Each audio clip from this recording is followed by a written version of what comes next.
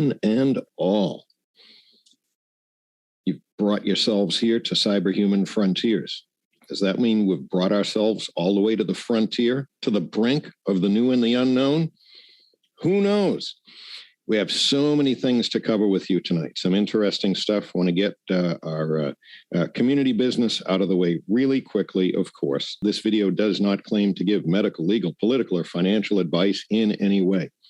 We offer it solely for your entertainment. The points of view and purpose of this video is not to incite fear, violence, harass, or bully in any way, but rather to share opinions, thoughts with other like-minded individuals curious about the subject to encourage conversation and awareness.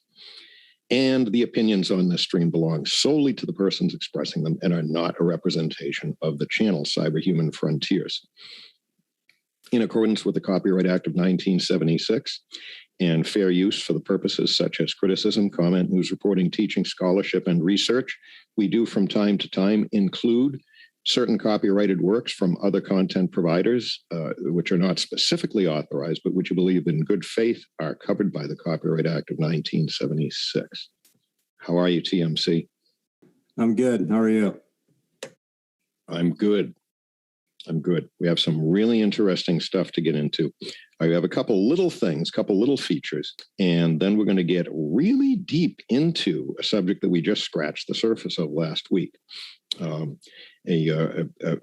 very, very gifted researcher, Elizabeth A. Rauscher, and some work that she's done and a patent that we will feature and go through.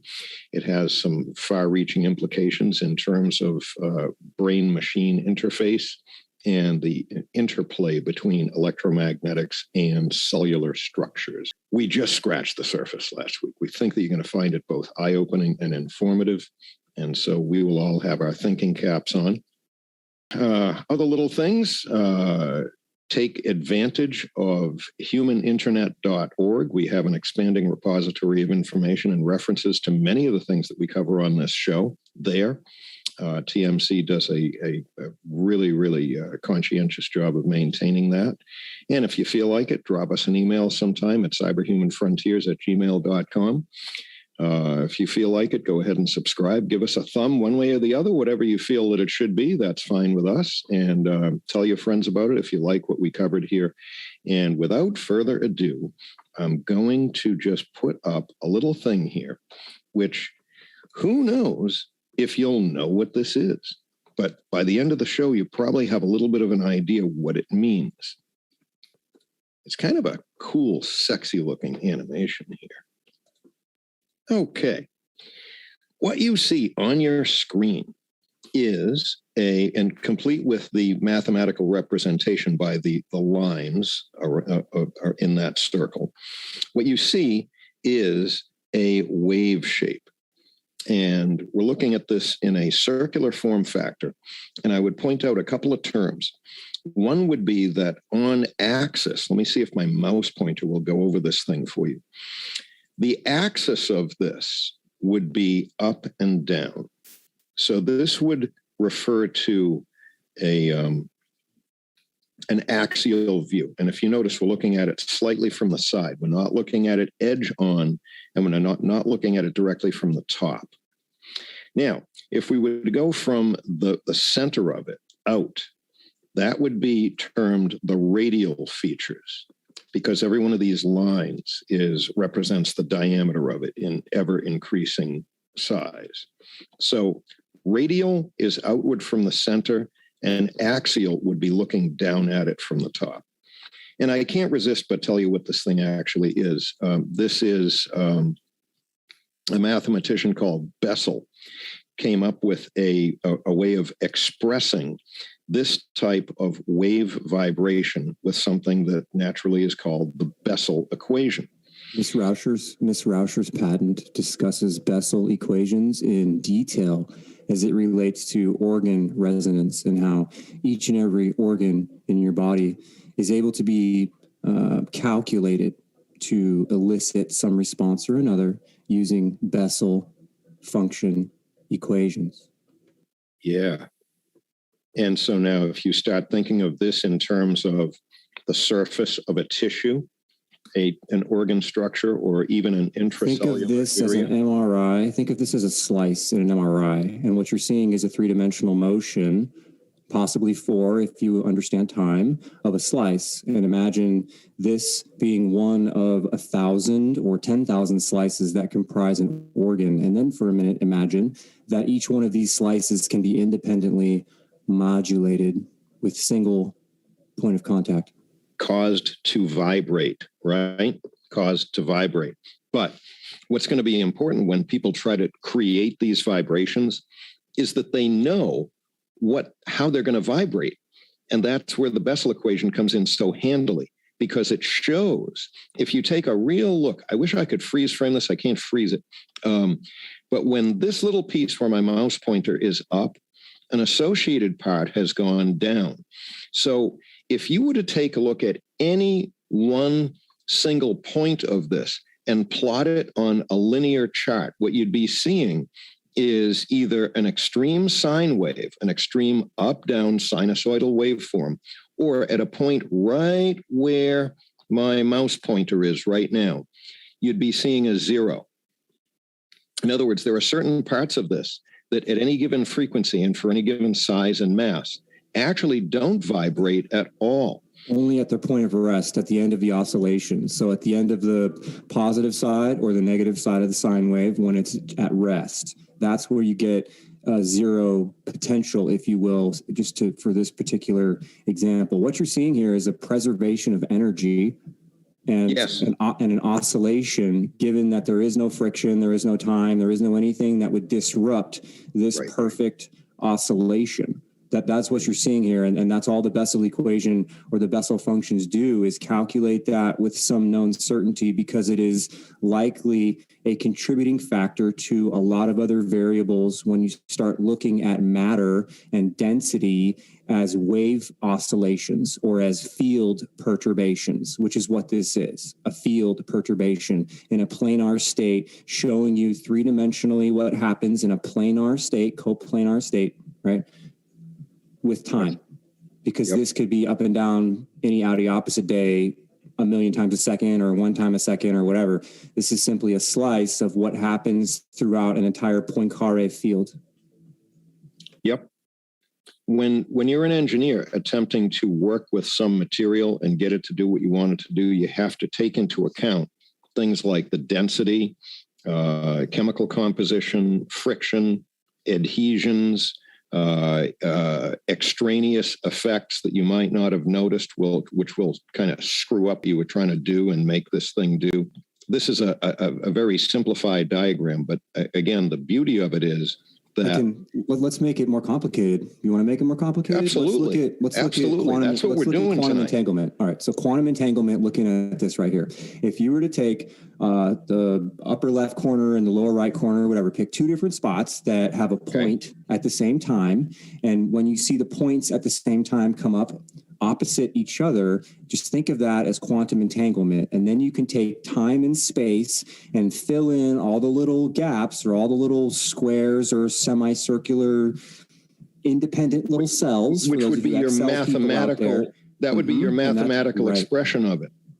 At any given time. At any given time. And then when you deal with quantum, if you're gonna pick a point in time, then that equals an observation, but that's only for an instant. So even the measurement itself manipulates that because of the observation. And so going back to simple, right, and the more complicated thing, think about quantum entanglement. Whatever happens on the left with the pointy thing is the same thing that happens on the right with the pointy thing with a known relationship. And then look at this as a slice across the earth, and then look at scalar weapons or geoengineering weapons or HARP being able to do something like this through the earth, and then having entire cities talk to each other, quantum entangled, where we're avatars in a 5G world.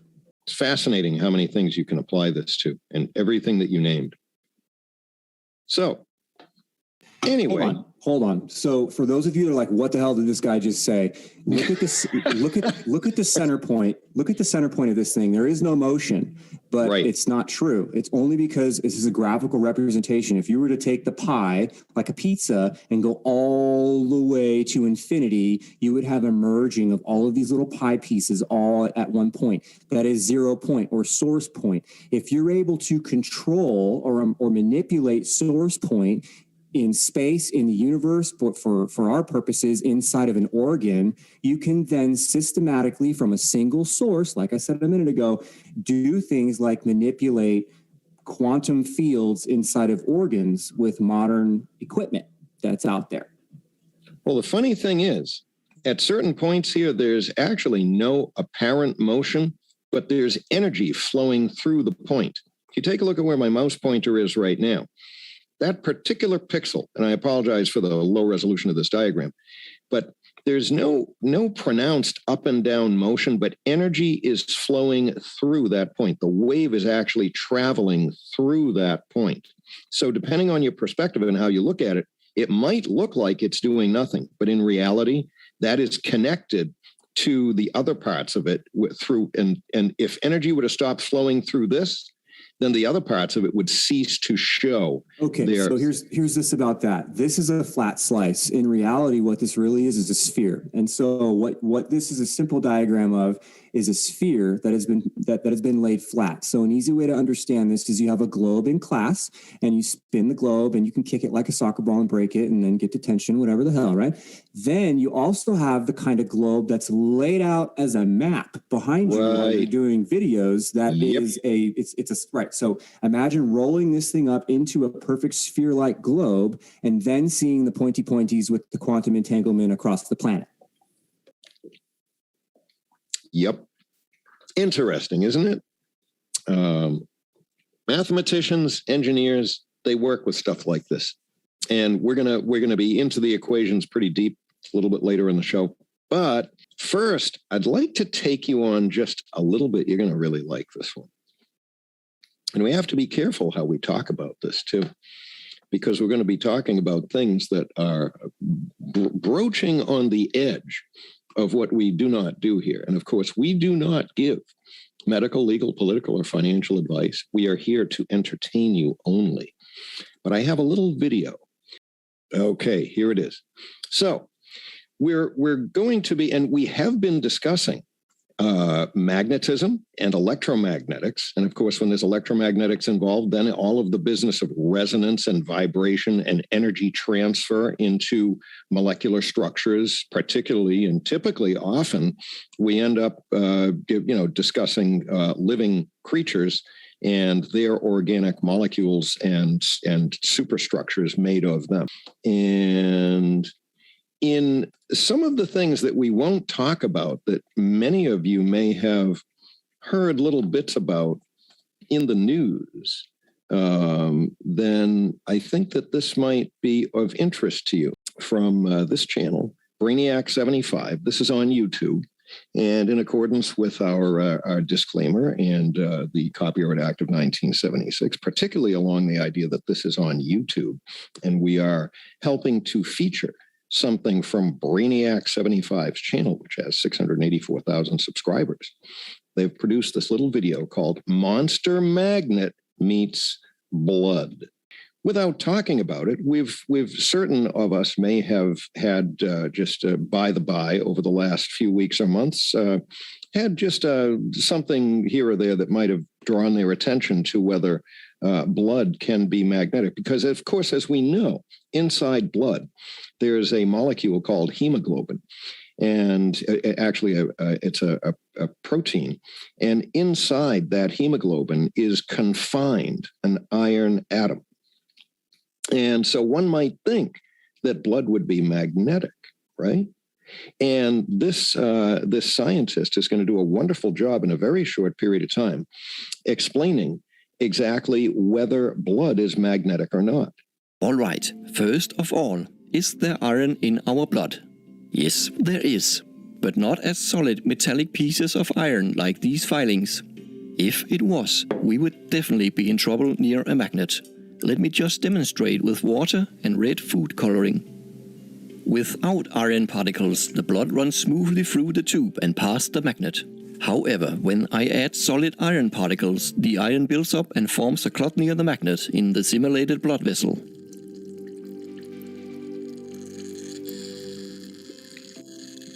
So you guys know everything that I'm not saying, right?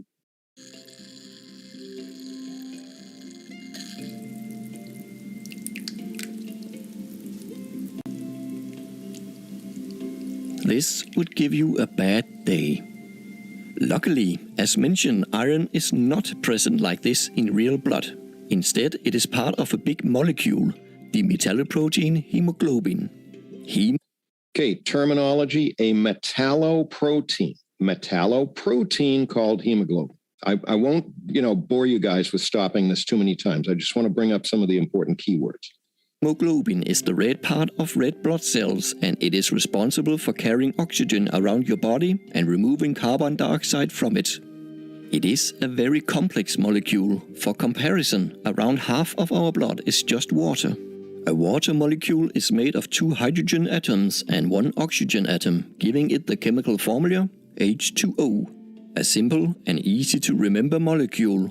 Hemoglobin, on the other hand, is way more complicated. It is made of, hold on, let me get this right, 2,952 carbon atoms, 4,664 hydrogen atoms, 832 oxygen atoms, 812 nitrogen atoms, 8 sulfur atoms, and 4 iron atoms.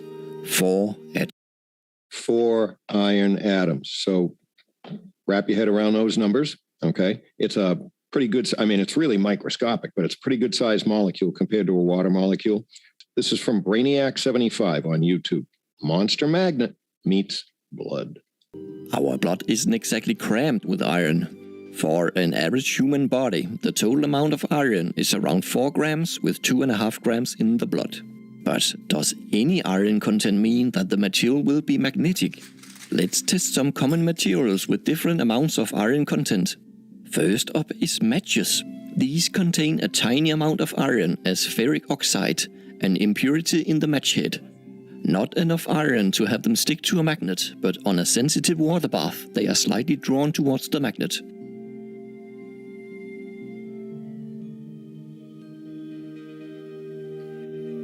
Just to make note, he's using really strong magnets. If you tried to do this with something that you have like a refrigerator magnet, you might not get the result. But if you happen to have something like, and you can buy these things on eBay, like a big neodymium magnet, they're kind of expensive and they're wicked strong.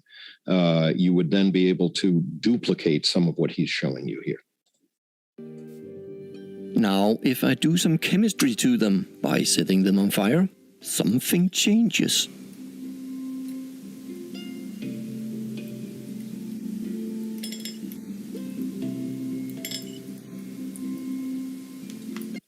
Extremely significant point.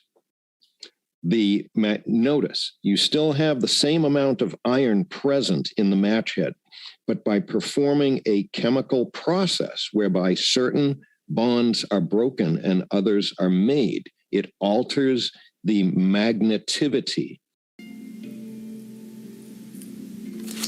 There's the same amount of iron atoms in the matches, but the ferric oxide was reduced to pure magnetic iron in the fire. This gives us a clue. Iron atoms don't always have the same magnetic properties. It depends on the whole molecule.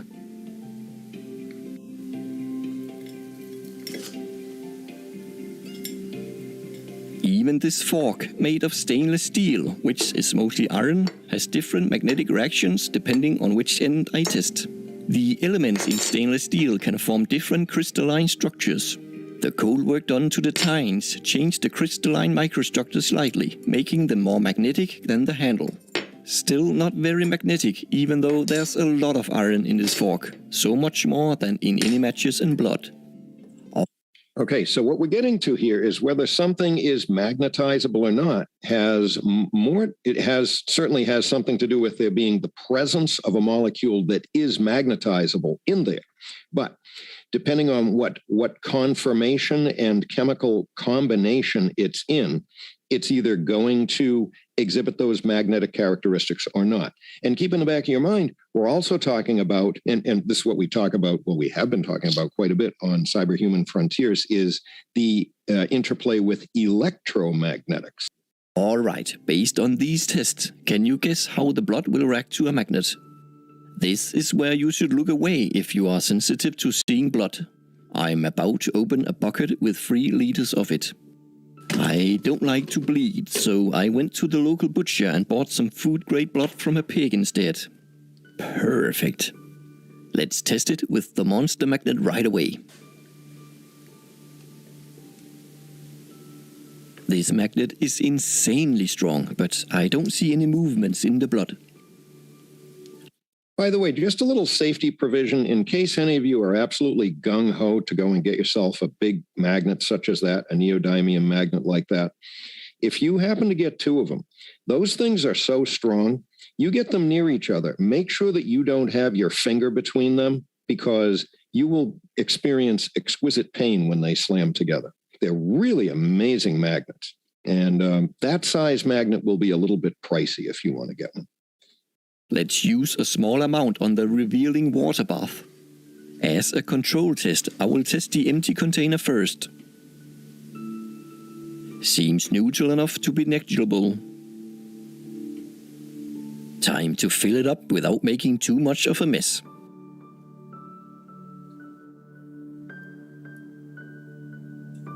Don't you appreciate his experimental methods? He's using something as simple as a tray of water with a piece of styrofoam and a little cup floating on it. And he's made something that is an extremely low friction test fixture. And, you know, you can really do things like this with household equipment.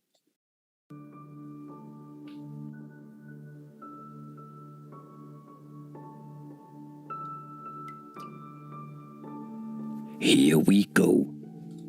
TMC, are you liking this video? I'll take that as a yes. I am incredibly intrigued, and I've been doing some research in the background while listening. And what I found was very interesting, something about graphene being added to rocket fuel at the nano-sized particulate scale in order to increase burn rate and thermosensitivity and all kinds of other interesting things. And graphene's magnetic. But anyway, go ahead. That is interesting. And whatever you read, I haven't read that one yet, but I'm interested. Did you guess how it reacts?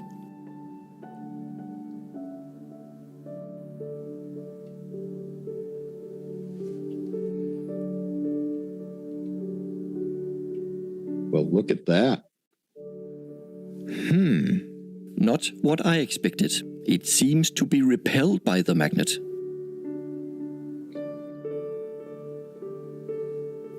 Is that what you expected? That's not what I expected. I don't think it's what he expected either. Can I digress for a second and explain? Please. Okay, go on. Talk a little bit louder, TMC. For me, you're coming in a little low. Nah, my volume's good. Don't worry. Okay. So that giant magnet that's right there, right? That's a stable field. It's all things considered. If he's not moving, it's put there in a vise, so to speak. That would be a stable magnetic field. And what I wanted to digress on here is that you can generate very, very strong electromagnetic fields that are biased, DC biased electromagnetic fields. Yes. If you concentrate waveforms and transmit waveforms in the right kind of way to compensate for things like time of flight, temperature, what's in the air with particulates, how many walls are around you, reflective properties, absorptive properties, refractive properties. It'd be a way to encapsulate that. And if it's multiple waves, where and when they're coincident with each other. In other words, additive or focused. Correct. And you can very easily search exactly what you just said on various platforms, and that is actually quite a fantastic selling point for increased throughput speeds and data rates and quality of service and reliability for modern wireless communications. Yep. So that strong magnet you see there can be generated in an invisible space at distance.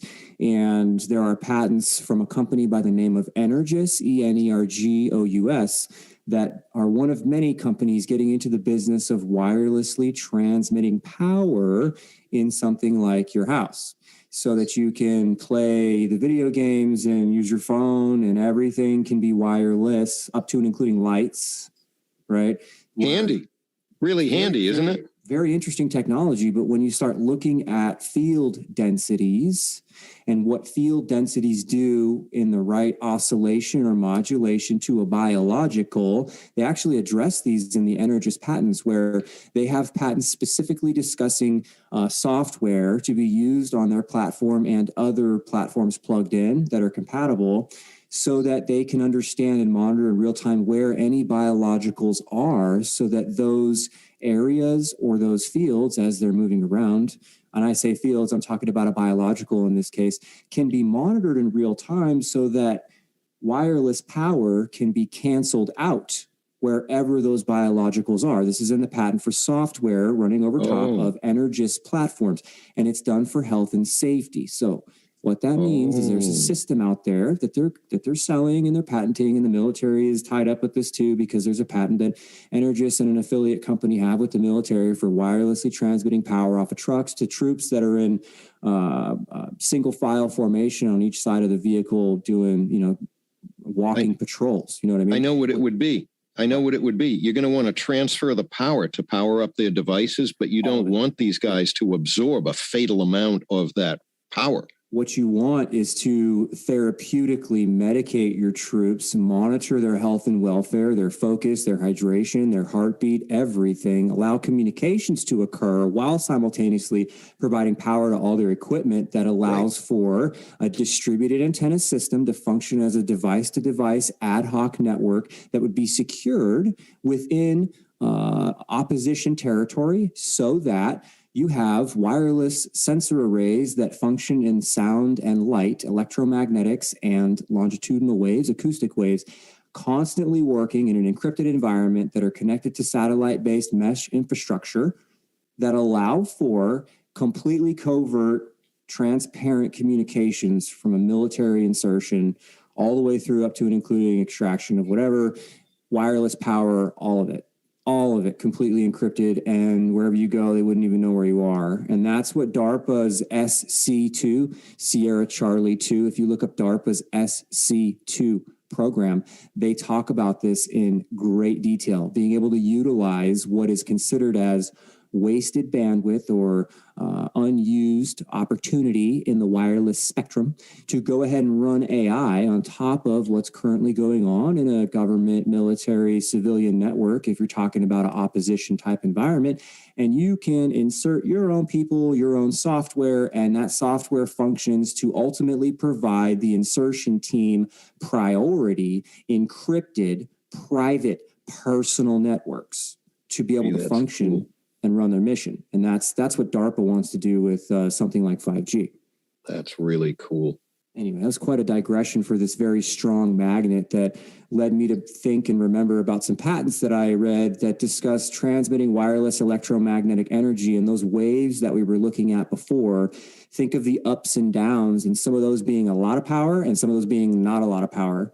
And then everything in between, and that rippling through your house, and trusting software to understand where you are and your pets are and your children, so that, their nuts and their ovaries aren't fried while they're playing video games with their wireless remote control that they never had to get up off the couch to charge for 8 hours. But at the same time, they don't lose power. Yep. And there's another patent that discusses a similar like technology from Facebook, and that's a backscatter technology. And Facebook has patents, there are a few of them, that discuss being able to use a router or a cell tower or some wireless transmitter to use what is considered wasted energy, kind of the same thing DARPA was looking at, right?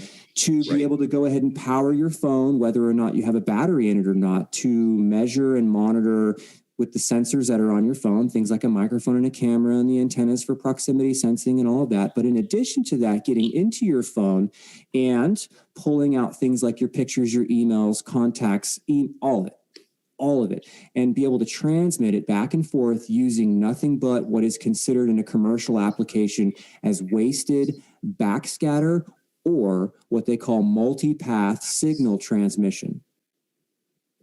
So there's Facebook and DARPA rolled up in a nutshell for you. Let's keep going. Yeah, if you want to shoot me some of those references, I'll put them in the show notes. And it all kind of has something to do with this stuff too. But back to the video. I honestly have trouble holding this 12 kilograms monster steady, so let's confirm with the lightest sphere magnet.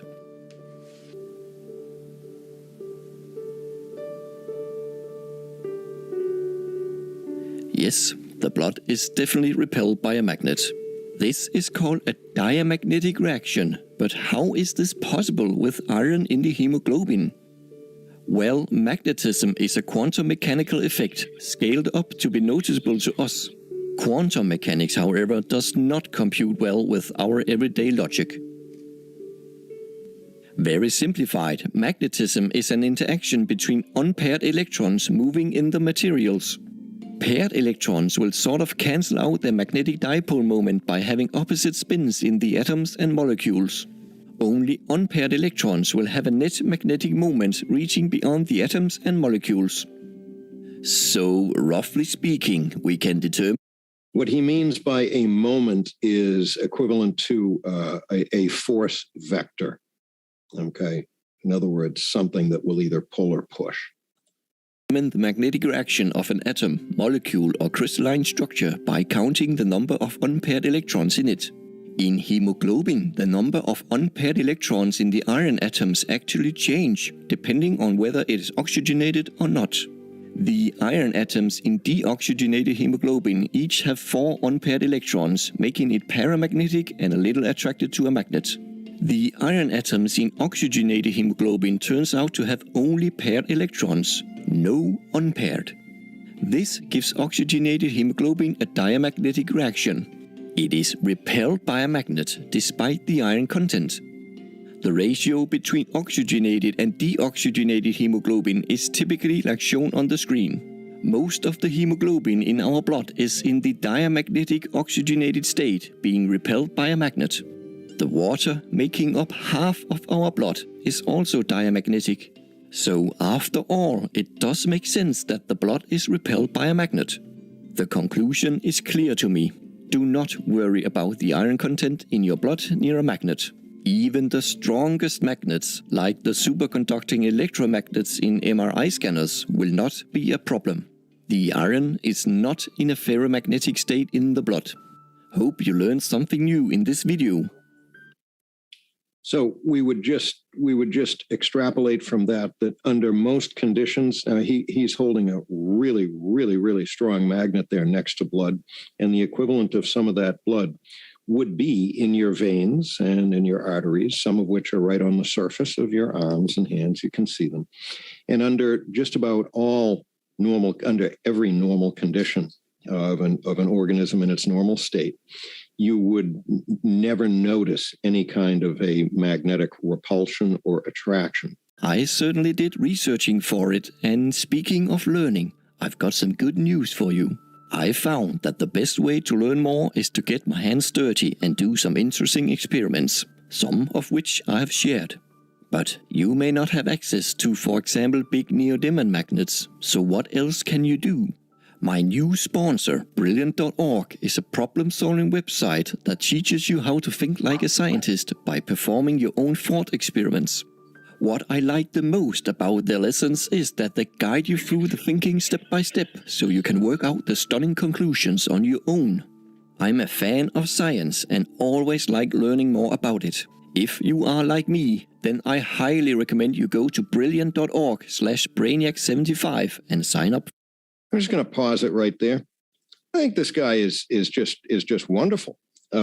He is with the way that he presents things and how we might be able to try to do some of those things ourselves is empowering, and knowledge is power. I just really like it.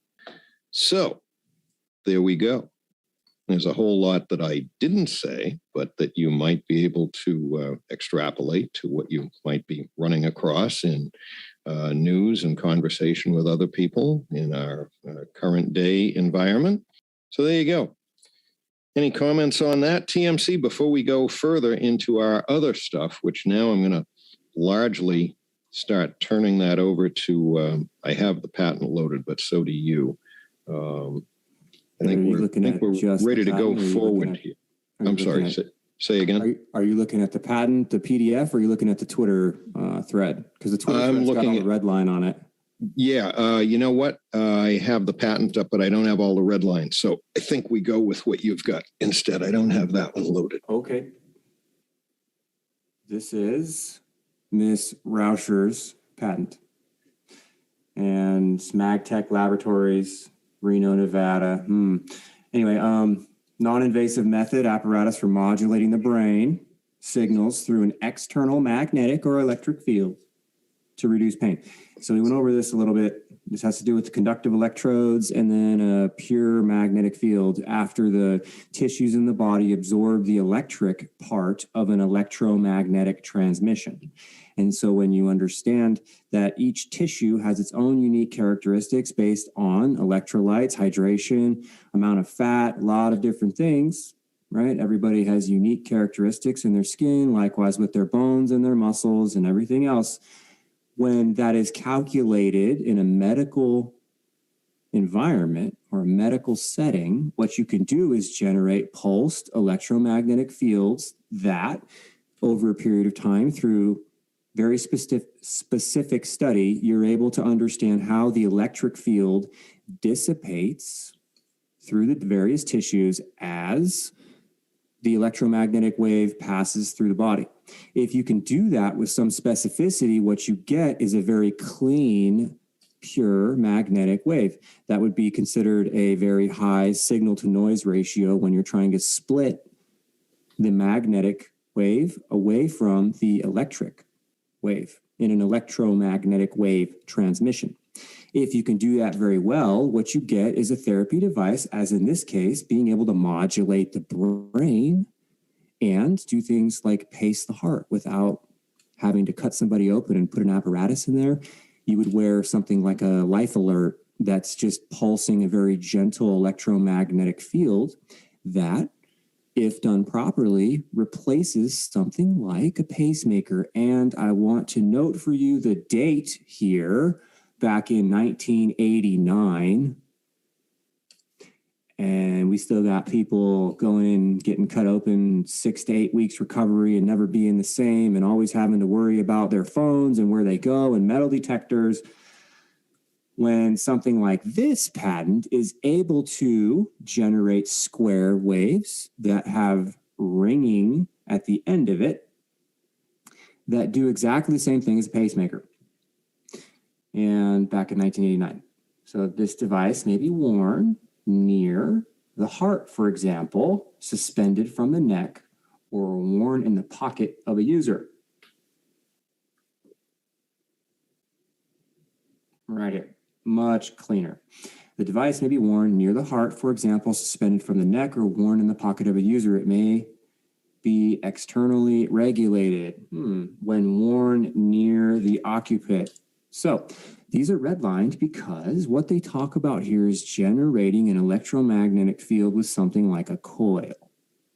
Something like a coil. You can do this with other types of antennas. There are a variety of them. There are a few that are standard in something like a laptop or a cell phone, all of which can emit controlled, known, repeatable, complex, software-defined, overlapping electromagnetic waves, and therefore complex electromagnetic fields, and therefore able to manipulate the Poincaré field. That being said, something like your cell phone also has coils and or those antennas I just mentioned, and so does a watch, and so do headphones. And so do your laptops and all your wireless connected toys like TVs and cameras and rings and your home assistants and all of that, right? So when worn near the occiput, And we have directionality going into a wireless environment. The directionality has been there for a while, but it is now more complex and more dense.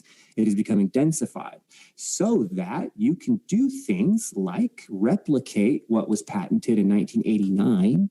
You can replicate that with software over the cloud with a home environment while you're on quarantine to do things like generate magnetic fields that regulate cardiac rhythm.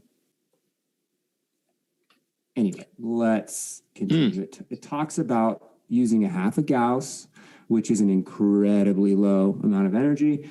And it talks about oscillating somewhere near or around the Schumann resonance. And they talk about the difference of the duty cycle and the not duty cycle.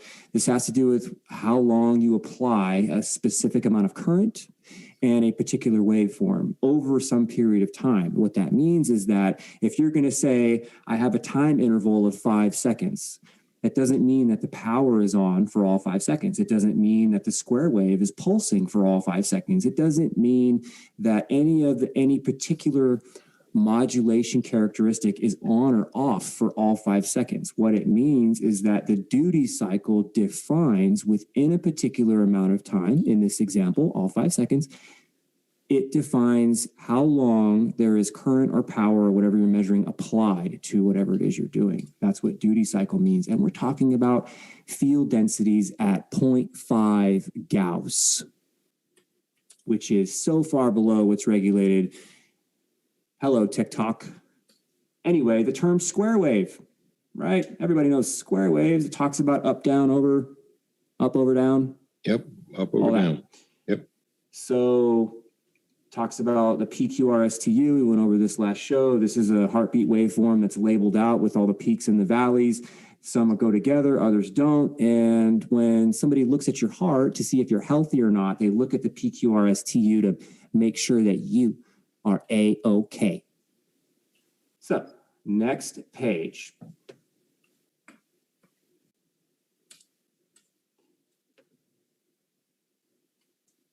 We have discovered in this patent, the inventors have discovered an expanding and collapsing magnetic field of a precise shape and form influences these types of cells and cardiovascular hemodynamics. Well, the man in the video said there's nothing wrong with the magnet in your blood. Don't worry about the magnet in your blood.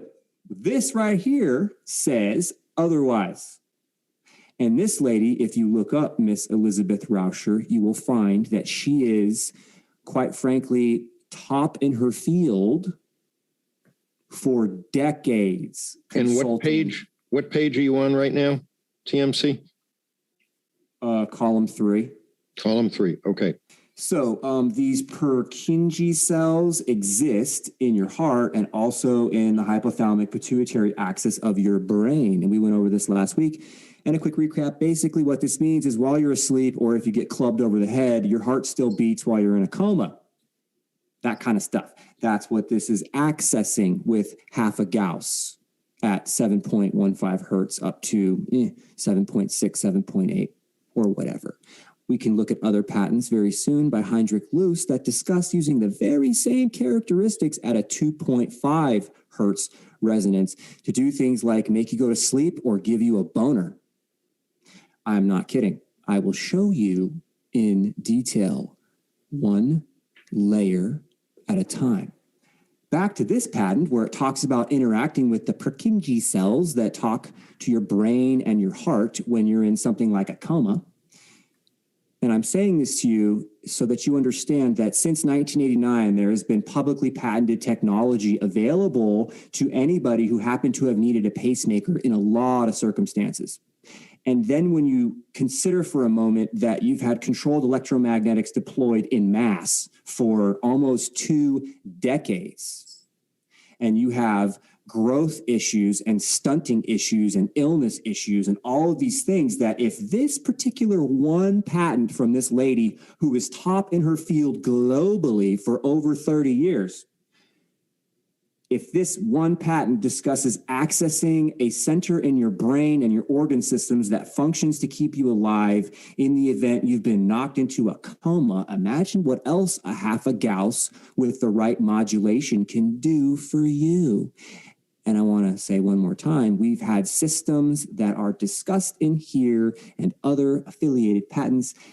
We have these systems and they are already deployed in mass, in something like a cell phone, laptop, router, television, camera, you name it. So this device reinforces electrical activation and conduction systems at the same, because by the time the impulses from the device reaches the heart, so what they're talking about is transmitting something. You have electrodes on your skin, like an EKG. Everybody's familiar with what that looks like. Those of you that have seen all the medical shows, you know what little patches are on the body, right? With little cords. So they can do that with the patch system, and they can also do it with coils, with something worn around your neck or near the person, like we talked about in detail a few minutes ago.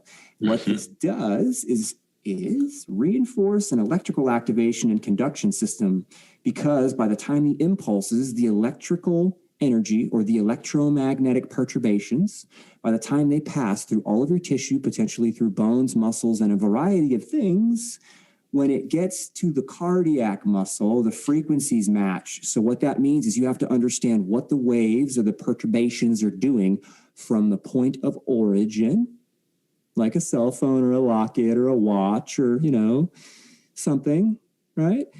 As it passes through the tissues all the way to the point of desire, point of destination, right? Which in this case is cardiac muscle tissue. And once it gets there, then you have the frequency resonance, the frequency match that you're looking for. Pretty complicated stuff, but hey, that's what routing tables are for. That's what data tables are for. That's what personal digital passport profiles are for, so that when you travel to another country, you get your handcuffs transferred from one government to the next so they can monitor you in real time. And if you're a bad boy, they might give you a little shock. Anyway, welcome to Dystopia and Technotronic government. Yeah. For your entertainment, just for your entertainment. So this is strictly for your entertainment. Cardiac muscles, frequency matching after the energy is passed all the way through the body to match very well at its point of destination, which requires sophisticated software, requires feedback loops. It requires measuring and stimulating in real time, sub-second, millisecond, all day long, so that you get a frequency match while grandma and grandpa are walking around in their house doing whatever they're doing, and they have their heartbeats regulated in a safe cyber environment, and their life expectancy may go way up. And if they want a right to try, maybe they want to go for a jog, and the system will help them survive and thrive, because then their muscles and their circulation and their veins and their blood and everything starts working better. And they might live longer rather than going into the hospital and being cut up and cut open and down for a minimum of 2 months, maybe not going back for something like a staph or a MRSA infection, and live a limited 70 to 50% life and have limited life expectancy and constant distractions with worrying about things like a cell phone or a metal detector or a microwave or anything like that, because they have a pacemaker. Back to this patent here. So this device, once it reaches the cardiac muscle with very sophisticated AI systems passing through all of your tissues, the frequency matches very well with your heart once it passes through bones, tissues, and muscles with the known propagation rate of whatever particular tissue that you're looking for. And in this case, they say the aforementioned excitable tissues, which they're referring to the cardiac muscle tissue, so your heart. What this says here is the imposed magnetic impulses reinforce and normalize the electrical conduction system. And this electrical conduction system that they're talking about is your nervous system and your heartbeat. That's what they're talking about here. So this talks a lot about what we just talked about. So the interaction of the emitted energies emitted from artificial sources and biological systems, because we emit our own energy, we emit light and we emit sound. That is what we are. Yep. We are light and sound generating perturbations, the human form. So if you can get in and understand that, then you can start overriding that. And if you can find that infinity point back on that Bessel function that was so beautiful, if you can access that and create perturbations there, perhaps you can start oscillating the whole planet. And that's some really weird, wild, out there kind of stuff. But we're looking at the micro, understanding what something like a foreign energy source does to a cell, in this case, a neuron of some type, a Purkinje cell, something out of a heart. Later on, it will discuss managing pain and other peripheral nervous system type applications with the same exact device in this patent. So micro to macro, folks, and that is the quantum space that some people argue quantum is BS, and I get it. But quantum is a brand, if you will, around a science that has been kept hushed away from the general public for the last 100 years, really pioneered by the Russians or the Soviets. But really, it's anyway.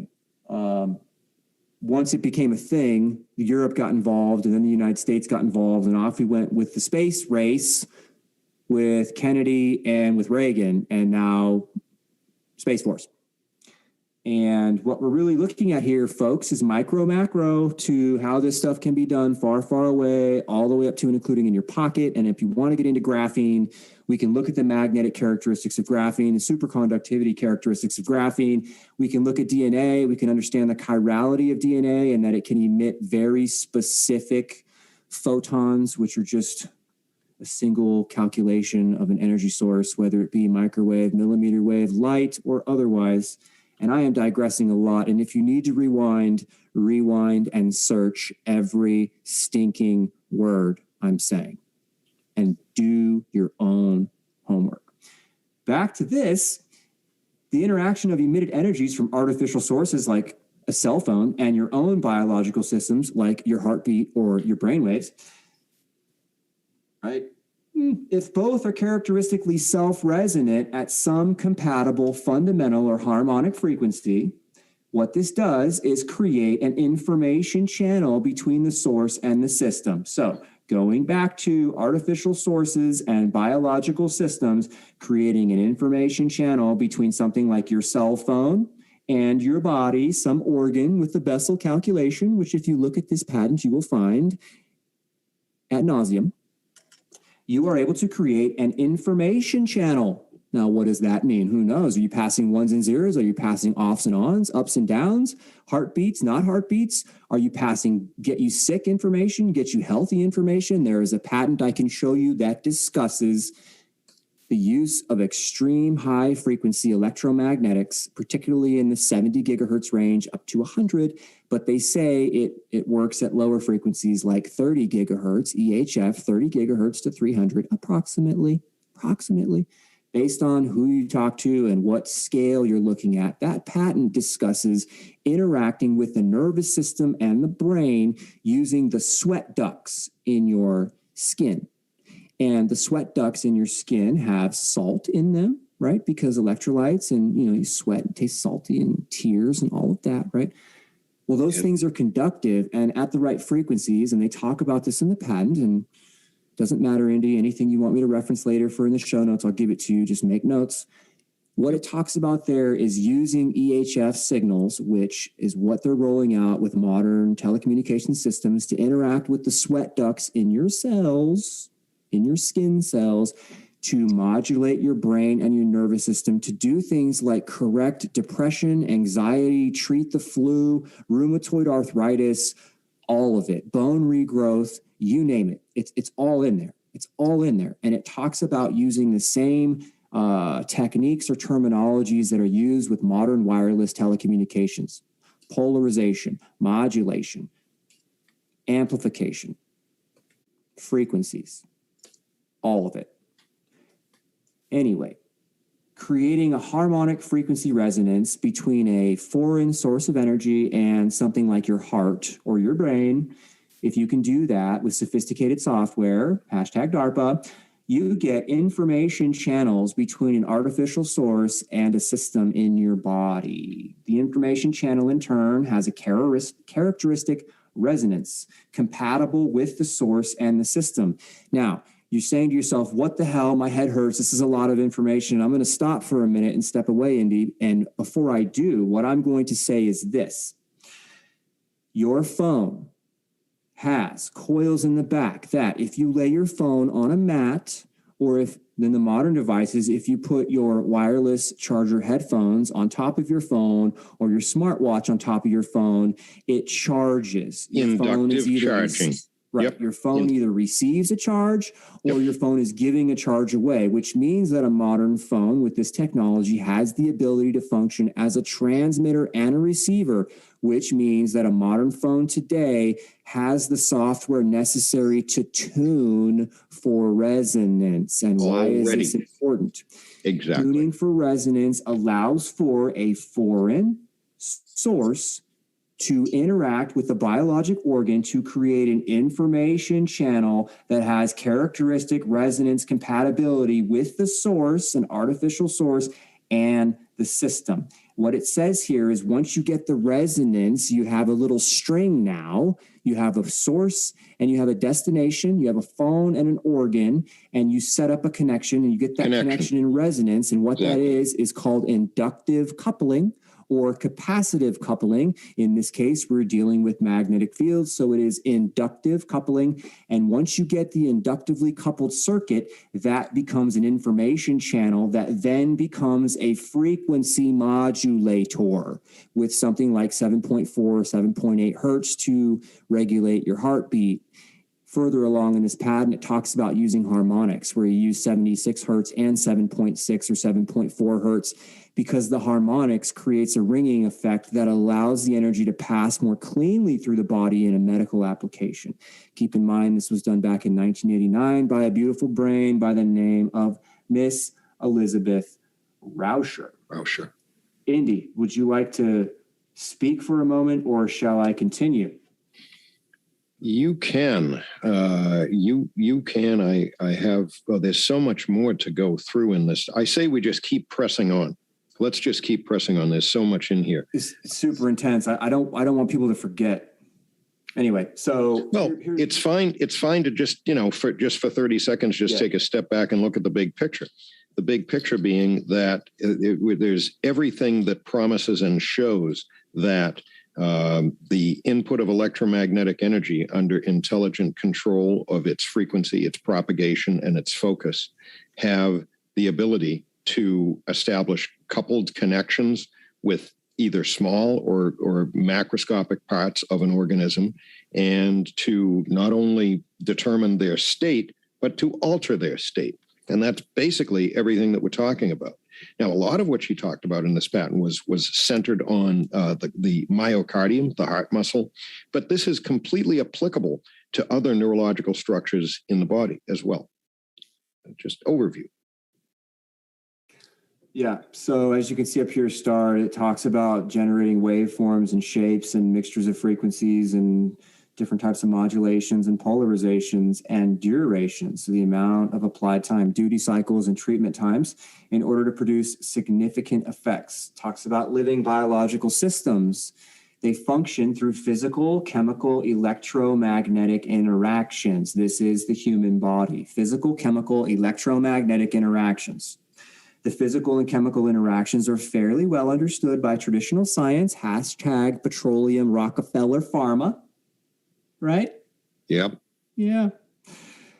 And it says here, traditional science understands this, but a significant number of potentially beneficial advances in the medical arts have been ignored or considered of minor importance because of a lack of understanding of the non-linear interactions that take place between biologic material and electromagnetic energy. Now we're getting into it. Now this is where we all have to really keep paying attention. Yep. So nonlinear interactions means that I can transmit something at you, and that signal responds differently in your skin than it does in the fat, than it does in the sweat ducts, than it does in the hair follicle, Correct. than it does in any of the proteins that are lying dormant, than it does with any of the components that you lather your beautiful skin with, lotions, soaps, perfumes. That was an important word that you said, dormant.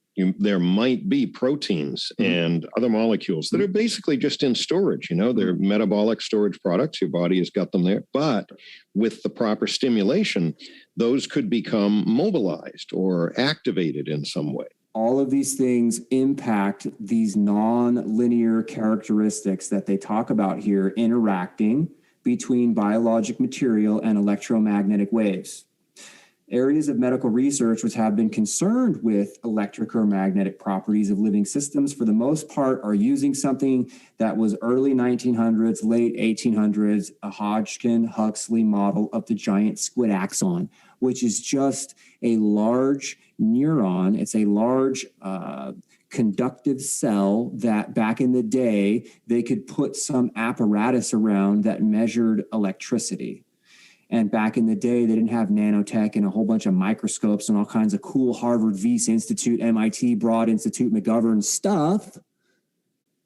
Massachusetts General Hospital and Johns Hopkins and, all that kind of stuff. They didn't have all that back then. So they used this giant conductive nerve cell that they could put a little baby clamp around that maybe somebody like a watchmaker, somebody who was like making a fine Swiss timepiece back in the day, like a pocket watch, they would go get that guy and go, hey man, come over here and make this for us because you know how to do that. You can work under a magnifying glass or whatever with very, very fine tools. And so you can get what they call a patch clamp around a very large nerve or a very large brain cell, some type of a conductive cell, a neuron. And that's the Hodgkin-Huxley model. And they still use it as reference.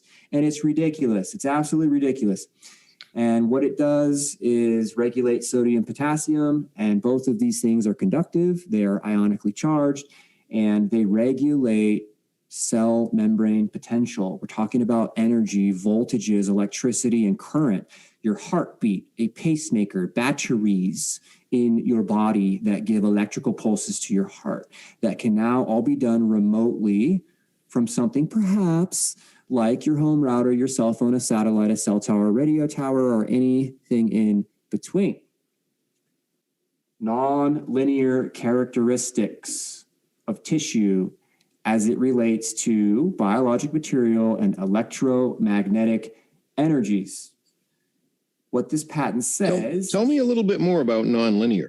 That is you reach a threshold and then something just pops. It just changes state, becomes active, becomes... Yes and no. It could be a bunch of things. And so nonlinear means if you're to graph the change of something, a delta, if you're to graph that, it's not in a straight line. And a straight line could be flat across the bottom. It could be at a 30-degree angle. It can be at 45 or a 90 or whatever, right? Right. A nonlinear expression would look something like Bitcoin over the last 6 months. Yeah, reaches a threshold and then something happens. No, what it is giant ups and giant downs and a whole bunch of squigglies in the middle. And if you were to take a 6-month graph of something like Bitcoin and use that as an expression for non-linear transmission characteristics through tissue, you could theoretically say, well, at this particular rise or fall or this squiggly point, we identify that as a signature, and that's your skin. And this next little piece over here, that's the bone and the fat and the muscle and everything else. And there's your squiggly, squiggly, squiggly. And then you could say that threshold, that is the straight line that you're graphing, is that resonance channel, Indy, that would then create the frequency modulating circuit needed to interact with the heart at 7. Yeah, right. Does that all make sense to you? Yeah, it does. In this case, it does. Yep. Good. And that's all on the backdrop that under most conditions, organic molecules, neurons, et cetera, they operate not so much in that linear mode, but they need to be brought to a threshold, and then they just do something. They tip like a seesaw. Well, the thresholds themselves create the nonlinear characteristics. And what that means, is this: when the axons and the dendrites form connections, if you write with your right hand more than you write with your left hand, when you use your right hand, you're going to have nonlinear characteristics when compared to using the left hand. And the reason why is because you're going cross brain, but you're also performing the same function that your brain understands from a logical state. The mechanical components are very, very different. What that's going to look like when you look at it on a graph is a whole bunch of squiggly lines that don't match when you measure left hand versus right hand. The same is true for looking at left eye versus right eye, or left ear, right ear, whatever. It's the same. It's the nonlinear characteristics of a biological. We are not supposed to be square waves. We're not supposed to function that way. However, square waves have been mastered to such an extent that with what's known as pulsed modulation, what's known as ultra wideband or chirped communications, if you were to implement a variety of complex waveforms, square waves being one, sawtooth waves being another, trapezoid waves being another, sine waves being another, any shape you want, if you can do that, you can generate an artificial non-linear representation, because you can measure in real time using ultra wideband, no contact technologies. You can measure in real time what the electrical characteristics are and the magnetic characteristics are of all the tissues through the body. Lawrence Livermore Labs created patents for this. It's called time range gated impedance sensor. And what it talks about is using ultra wideband technology to measure the time of flight of electromagnetics as they pass through the environment. And in a medical application, what that looks like is something like the use of microwaves to measure your boob for cancer. The technology has evolved far enough such that something like your cell phone that has ultra wideband characteristics, which only means that an antenna needs to transmit more than 500 megahertz of bandwidth at a time, which is nothing for a modern cell phone. 500 megahertz of bandwidth is a single channel on a 5 gigahertz versus a 2.4 gigahertz Wi-Fi connection. It is also less than or equal to a single channel for your 60 gigahertz Y-gig new stuff coming out in all your routers. So ultra wideband exists and is proliferated throughout your entire environment, whether you have it in your house or not. That being said, the time range gated impedance sensor, courtesy of Lawrence Livermore Labs, allows something like chirp radar or ultra wideband radar to measure the dielectric and permittivity characteristics of tissue in real time. If you can do that, what you get is the ability to measure in real time a three-dimensional space and understand the nonlinear dispersive characteristics of electromagnetic energy. If you can extract that information and feed it back into a system like a cell phone, you can then begin to create these information channels to different organ systems and start setting up resonance circuits to various parts in your body. Everything I said to you just now can be referenced and cited. If you don't believe me, send the comments and we will filter them as time permits and produce more detailed information if questions arise. Yep. Factual information. So what it says here is this invention is based on research and experimental evidence that indicates that at least three major components of a living system operate primarily on very nonlinear, far from equilibrium principles, while yet retaining and utilizing their inherent linear qualities. Now, what does that mean?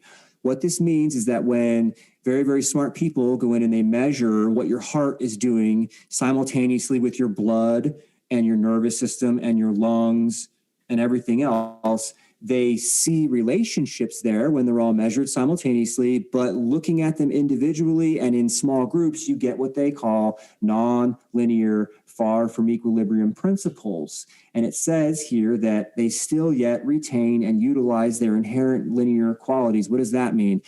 Your heart is healthy. You have a normal pulse. You have normal blood pressure. You're not stressed. You're not overly agitated. You're not shaking. You're actually at rest and pretty relaxed. Those are inherent linear qualities when you're looking at a human organism as an entire unit, as a complete system. If you start breaking the systems down to whatever layer of detail that you can reasonably get to at this point, what you get are non-linear, far from equilibrium principles that, when studied in great detail, allow for specific resonant characteristics to be generated to create information channels so that something like a cell phone can talk to your brain or your heart or your kidneys or your bladder. There are amazing potential technologies that exist if software as a service and anything as a service, which is deemed XaaS, XaaS, anything as a service truly means something like never having incontinence again. It truly means that while you are rehabilitating after an injury, that rehabilitation is aggressive and therapeutic and safe. And healing that would take months could be down to weeks. Accelerates. And healing that could take weeks would be down to days. And healing that would take a day could be down to minutes or hours. Now, DARPA would love something like that, where you have mobile comms that all your operators get. And if somebody gets banged up, everybody's mobile comms go off and they go in a harness and wrapped around a soldier, and dude sits for 4 or 5 hours and their broken back is fixed because they gave him an injection that had complex nanotechnology in it that did something like go in and build structured, calcified, sponge-like scaffolding in the broken areas that allowed for other components to be self-assembled inside to do things like artificially regrow a severed spinal cord so the operator 6 or 8 hours later can get up and walk again and perhaps carry 30 pounds, which means I have a gun and a load-bearing vest and I can't carry anymore, but I'm combat effective. DARPA would love some stuff like that. And everything I just said to you, I can cite. Polina Anikiva, you can look up Polina Anikiva from MIT or the McGovern Institute, and she talks in a great length about building these types of materials for doing something like fixing quadriplegics using fiber optics and complex scaffolding structures. And you throw in a gentleman by the name of Ed Boyden with optogenetic expertise, and what you get is the ability to take these technologies, put them in something like a syringe, give all your guys some really complex high-speed gear, and if one of them falls off a rock and breaks their back, everybody finds a cool spot to chill for 8 hours, and they sit and rest up, and homeboy gets some really nasty injections in his back, and he sits there and cooks for 6 or 8 hours, and when he's done, he's back at 70% again and able to function. That's the kind of stuff that DARPA's working on right now, folks. But hey, we're looking at a patent from 1989 that talks about using very, very basic technologies that exist in all of your cell phones to do things like modulate your heartbeat. And I know. Look at the time. Look at how much advancement there has been, and not even getting into what we know that we can chart and plot out, looking at advancement based on Moore's law, but just common sense. All right, add 30 years and take a guess where we are. Yeah, I don't know if you have other material, but we've been digging on this for 30, 45 minutes. I guess we'll keep reading this paragraph. I got some good stuff here. I have a couple little entertaining little videos. All right, cool. So I'm going to read this one last paragraph, and we'll stop for now on column 5 for those following along. This is this is one of my favorite patents. I love I love this lady's brain, and I love this patent. And there are quite a few others that she has that do nothing but patent a very basic technology which allows for the publication of a whole lot of information in pieces that, if you know what you're looking at, explain a lot of what's going on in our reality right now. So I can't say enough good things about this lady, but we'll stop after this paragraph because I'm getting tired of hearing me talk. So the present invention is based on research and experimental evidence, which indicates that at least 3 major components of living systems operate primarily on very nonlinear, far from equilibrium principles, while yet retaining and utilizing their inherent linear qualities. We talked about this ad nauseum. The 3 components are the brain, the cardiovascular, and the nervous system. So ultra wideband and all of that other stuff we talked about. This also includes transcutaneous electrodes, the little sleek things that measure your heartbeat underneath a watch. This also includes patents that Google has that uses the coils in your phone that do things like charge your phone wirelessly and create a biological circuit with you, where you become the other side of a capacitor. You become an anode or a cathode and a grounding point, if you will, for a cell phone, so the cell phone can work better for you. I can cite everything I'm telling you here. We got to keep going.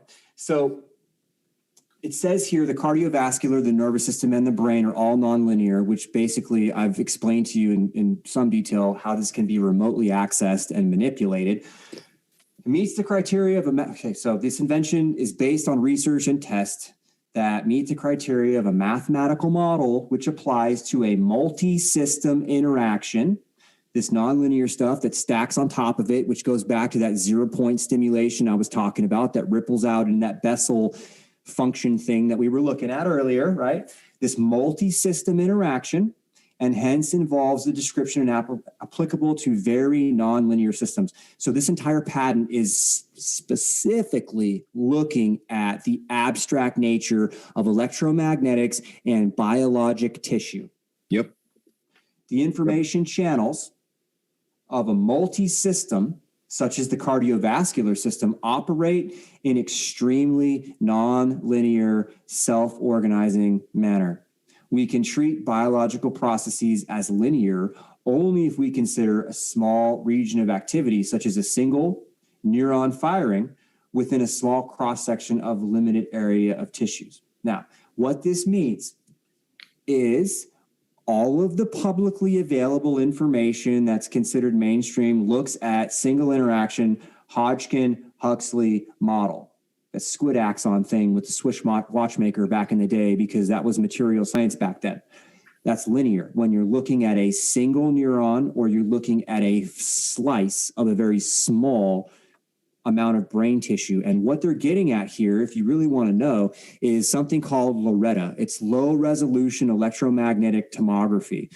And I'm hacking it up. You can look up LORETA, LORETA, and it's just New term, TMC. I never heard that before. Yeah, it's one mechanism of many that allow for remote imaging of the brain using electromagnetics. They can measure the oxygen content, the change in the hemoglobin, because it changes the electromagnetic characteristics, and they can do it at low resolution, very, very, very far away. And so what they're getting at here is that they can quantify that and understand it as linear and map it with some amount of resolution. So we're talking putting something up in space in the 70s that could potentially do this remote monitoring of brainwaves. There's a patent for that. I can show you that actually exists on humaninternet.org. If you want to go there and look at that one, remote monitoring and manipulation of brainwaves. It's a very, very commonly understood patent on the internet, whereby you could take 2 different signals, pass it through the brain, use another signal to measure what's going on.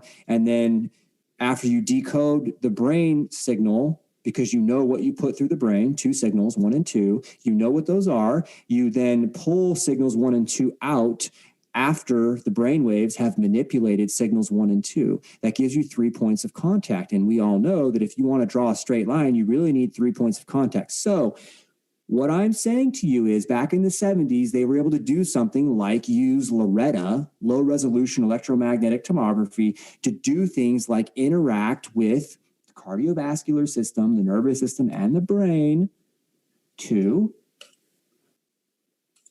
understand science. I'm done, Indy. I need to take a break. Oh, one more thing. Barium titanate. Barium titanate. Barium salts and stratospheric stuff. The exhibit piezoelectric qualities, and we'll get into mechanical actuation of biological sources here at some point. But I know, brother, that it's way too much info right now. So I'm going to stop sharing and get some water. I'll be back in a minute. It's a lot. I just put a link up there regarding Loretta brain imaging, and I mean, guys, I had never even heard this before.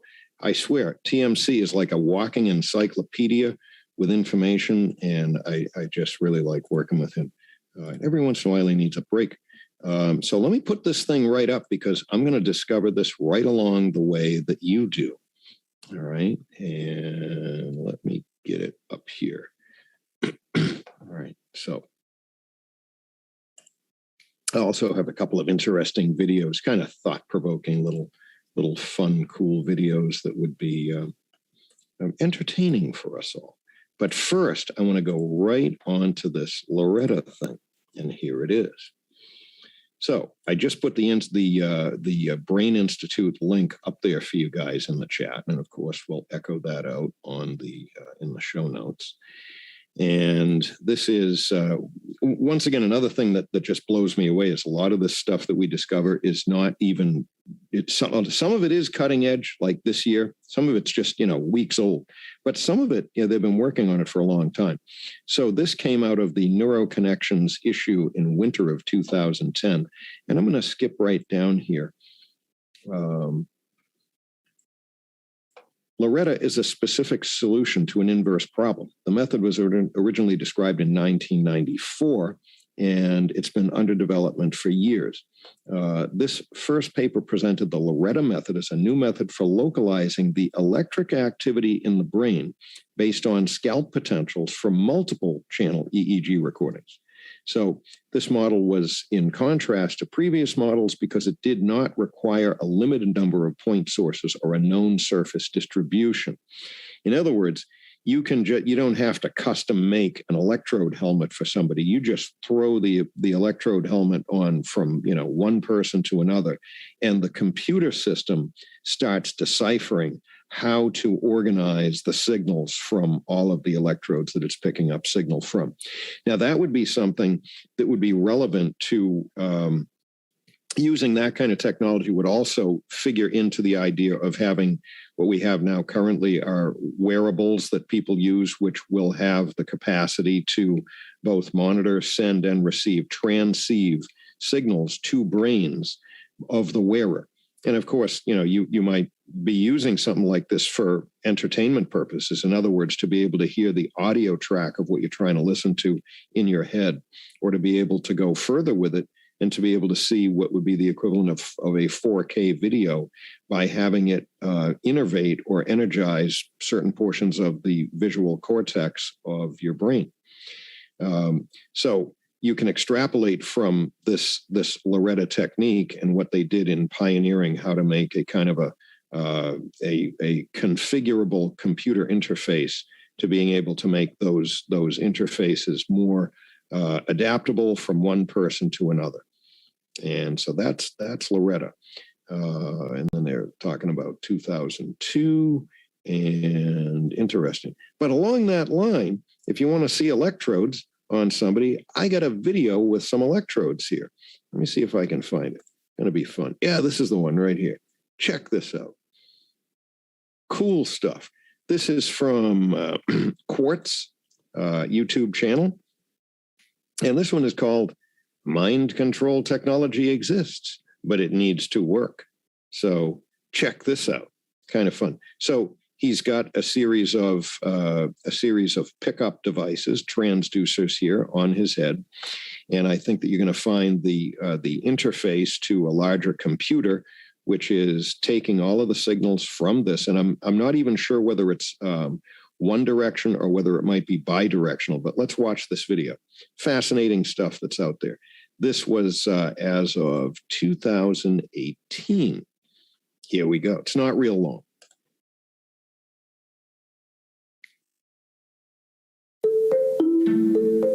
This is my colleague, David. He's learning to move things with his mind. Well, there you go.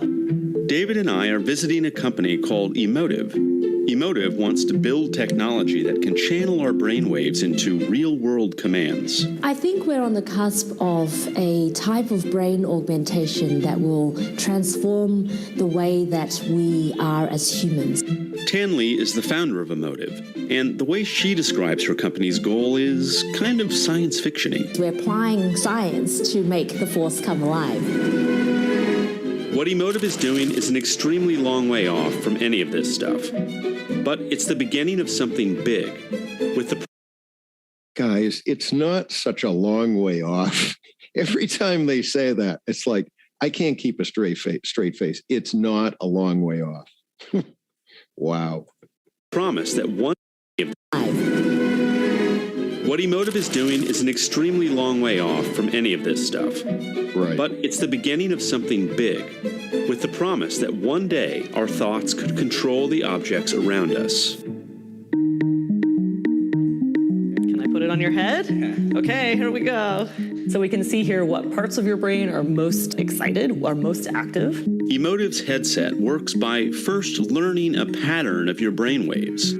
Any pattern, you choose it. Next, I want you to think of a thought that you're going to use to control this cube and push it away into the distance. Is there a certain type of thought? It could be any thought, something that you think you can reimagine as accurately as possible later on command. Ready? And go. The computer records his brain activity while he thinks that thought. How'd that go? I guess we'll find out. Yeah, well, Now, when the computer sees the same brain pattern, it will move the cube. Ooh, ooh. Hey, okay, whatever you did that time. All right. So as you guys know, if you've been with us on multiple episodes in the past, we're talking in this video just about one direction. We're talking about picking up brainwaves, interpreting them, duplicating them, and then having them act on something outside. Well, as you would know, if you've been working with us on these productions here, this is not just a one-way street. There are also the opportunity to input signals into a brain and to alter what the patterns of firing of those brainwaves might be, and to modify what a sensation or a perceived sensation or a perceived vision or sound or other input might be. So just know that it's really not a one-way thing. At the current state of technology, it is definitely bi-directional. Was definitely you can. Are you? it's weird. Huh? Well, the weirdest thing is, to your suggestion, imagine yourself pushing the cube. So like I imagined like a little me inside of this box pushing this cube, and now it's just... So now we know what your brain looks like when you're imagining a little you pushing a cube. Pushing this cube. I wanted to point something else out as you see pictures of him. There are only a few pickup devices on his head. It's not like this, complete helmet with 200 different electrodes. They don't have to puncture the skin. I mean, it's a wearable. It's essentially a wearable, and it's only got about eight pickup devices on it. The same process can be used to move basically anything. So we're gonna give it a try. Yeah. I think you can do it. Okay. Well, there you go. Mini you is doing well. Well, now I've lost control of it. Okay, there we go. Wow. Okay. Think of Emotive's technology like a simple yes, no, or on-off switch you can program, sort of like a universal remote control. Tan Lee imagines a scenario where you could teach the headset to recognize several different... Okay, so let's see. We got 1, 2, 3, 4, 5, 6, 7, 8, 9, 10, 11, maybe about a dozen little transducers. Not a whole lot. And this is a little bit cumbersome, but you know how engineering works. Things become more streamlined, more elegant, smaller, more efficient. That's kind of the way it goes. And of course, this was a few years ago now. different brain patterns. There are really no limits to the kinds of things that we can control. We can do anything from turning on your TV, to program your TV channels, Netflix, turning on and off the lights. And the most powerful thing is all you're using is your brain. You can do all of that. So keep in mind, this of course, our shows are all strictly just for entertainment purposes only. But keep in mind that if it's possible for you to turn on your lights, that connection had to be established. And it's also going to be possible for you to, without having to turn the TV on and watch it, to get a neural connection established with you so that literally you could see visually in your mind's eye and ear whatever that piece of media was that you wanted to enjoy. And of course, that gets into an area where there might be some apprehension on the part of some people. They might get a little bit weirded out by the idea of being able to see something or hear it in their own head. But so the way that these things are usually brought out, in public press releases and selling people on it is how much fun it's going to be. And yeah, a lot of fun, a lot of really cool stuff there. I don't know what you guys are commenting right now because I can't see it while I'm sharing, but I will try to do both. I'll try to multitask here. That's simply by thinking. Emotive's goal is a world where headsets like this are everywhere, maybe embedded in a hat or a pair of glasses. But it's crucial to understand the limits of where this technology currently is. It's not the Force. Some of the claims are overblown. It's different than the Force in that your brain thoughts by themselves are not causing a physical interaction with an object. Virginia Dessaw is a cognitive science professor at UC San Diego. She's an expert in brain-computer interfaces. She says the technology is promising, but still in its infancy. What you can't do right now is you can't say, I want light on and turn the light on. Think I want the TV on and turn the TV on. Think I want the dishwasher on and turn the dishwasher on. She also says the technology is easily overhyped. Last year, Emotive released a video of a paraplegic man driving a Formula One car using just his brain and an emotive headset. The video went viral, partly because of how impressive it made the technology seem, but Dessaw says we should be skeptical of what we're seeing here. You can't drive a car with your brain. And the driver in this video was probably only controlling certain elements. Likely. True, but why would they say, I got to ask you guys this, why would they say that you can't drive a car with your brain? We just saw a demonstration of what someone was able to do with a ball on the floor. He was able to speed it up, slow it down, steer it left or right. So, Indy. Yeah. Hey, Go ahead. Can I steal real quick? Yeah, please do. Just no. Yeah. All right. So you remember use the Force kind of comments? The Force. Yeah. Not the Jedi leader. We got to know where this is all going. Right. Mm-hmm. So this is the Jedi contract, Pentagon Jedi contract, $10 billion.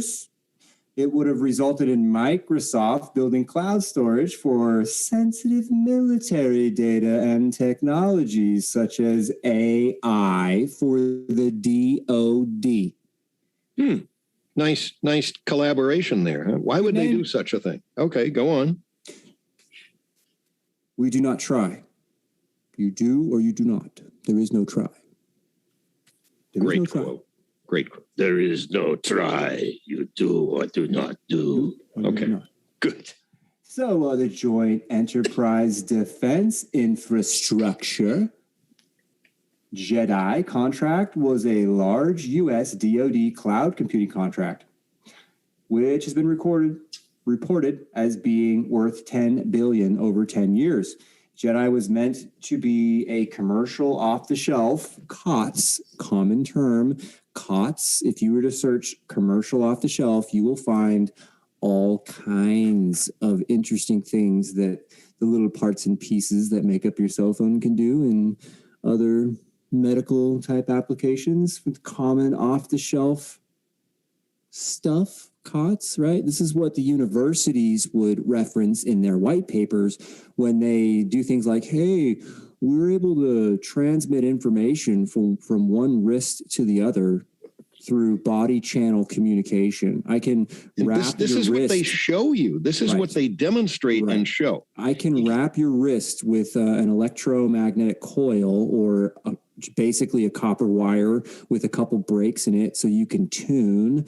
And when you put current through it, you generate a complex electromagnetic field that then interacts with your nervous system, passing power and data, which we've covered in the past, you and I, a few shows Through ago. those nerves Passing up to power the and brain. data all the way through to the other wrist, and then doing something like sending a text or playing a grainy Atari-like LCD screen where you have a transmitter on your left wrist and a cheesy monitor with common off-the-shelf stuff on your right wrist, and they wirelessly transmit the power and the video through your body, and you can watch your watch in a lab environment. This is what they're talking about here.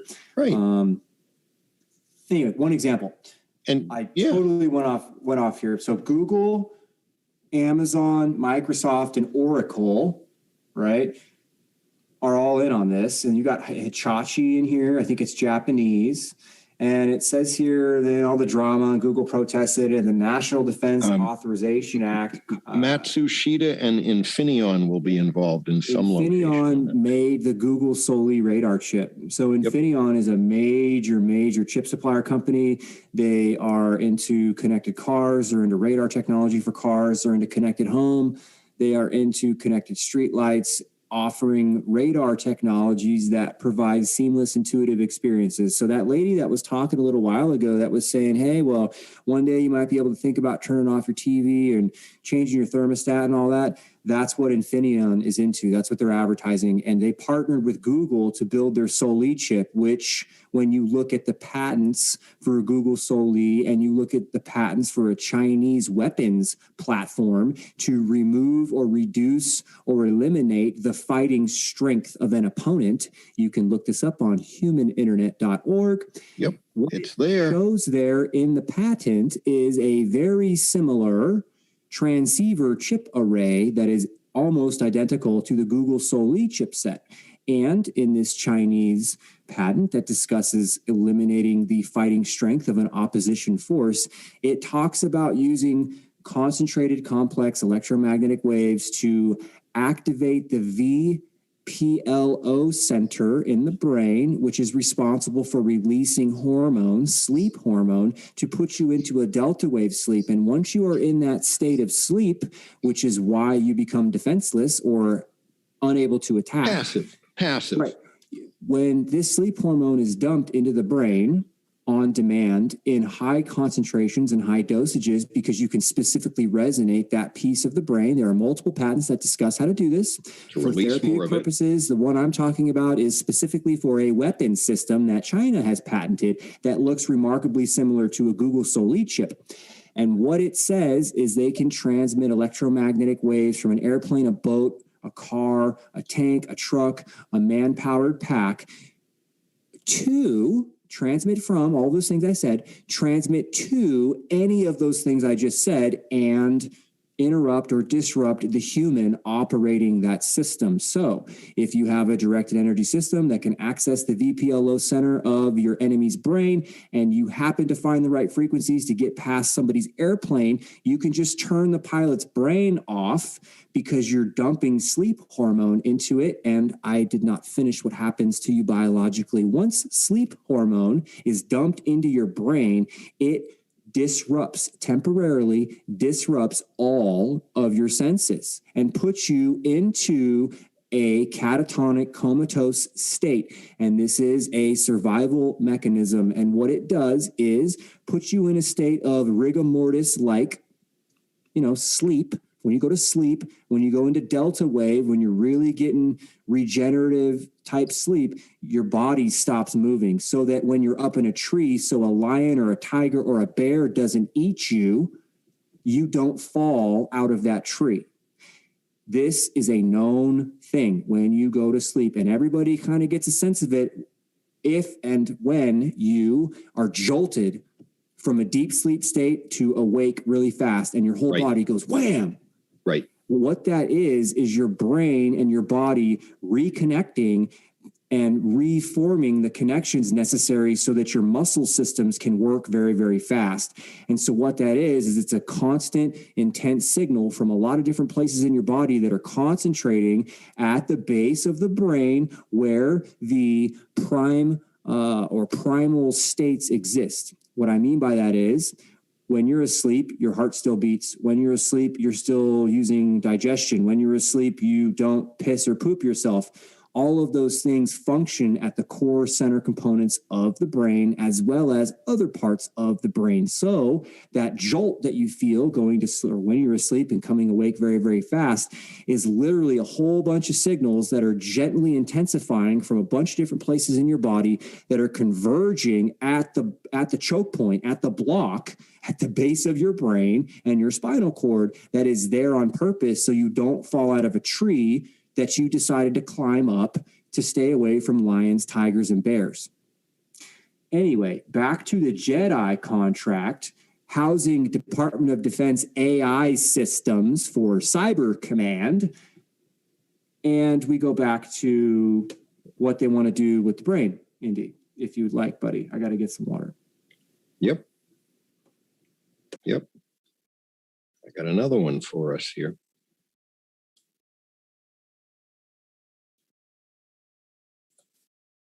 Okay, here it is. I have another fun little video. Check this out. Entertaining.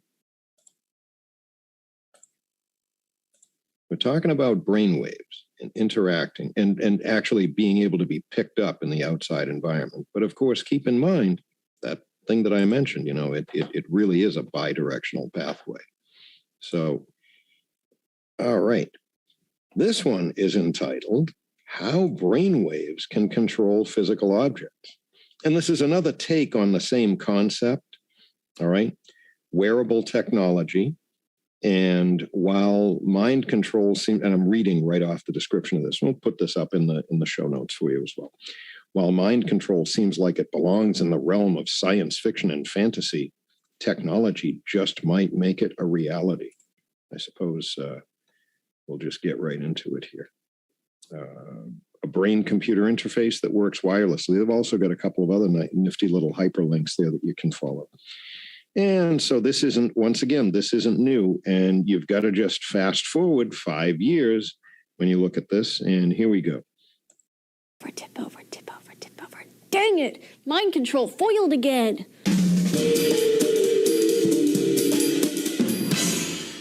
Hey guys, Julia here for D News. I've wanted to control things with my mind since forever. Well, mostly since I saw Matilda when I was a kid. While I don't have superpowers, maybe technology can help me out. Brain-computer interfaces, or BCI, are just like that sounds. Devices that connect your brain to a computer. They can read your mind and make things move. While it might seem like a fantasy, it's 2016, baby, and it's here. It's real, and they have many uses. They're often a powerful aid to those with severe disabilities that inhibit movement, like quadriplegic injuries or those with cerebral palsy. They help people communicate, walk, and even drive a car.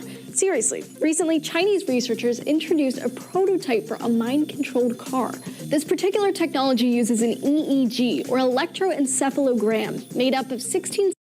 Notice that this video was produced in 2016, and the one that we watched that was produced in 2018, one of the presenters contained in that video proclaimed, well, you're not going to be able to steer a car with this stuff yet, not for a long time.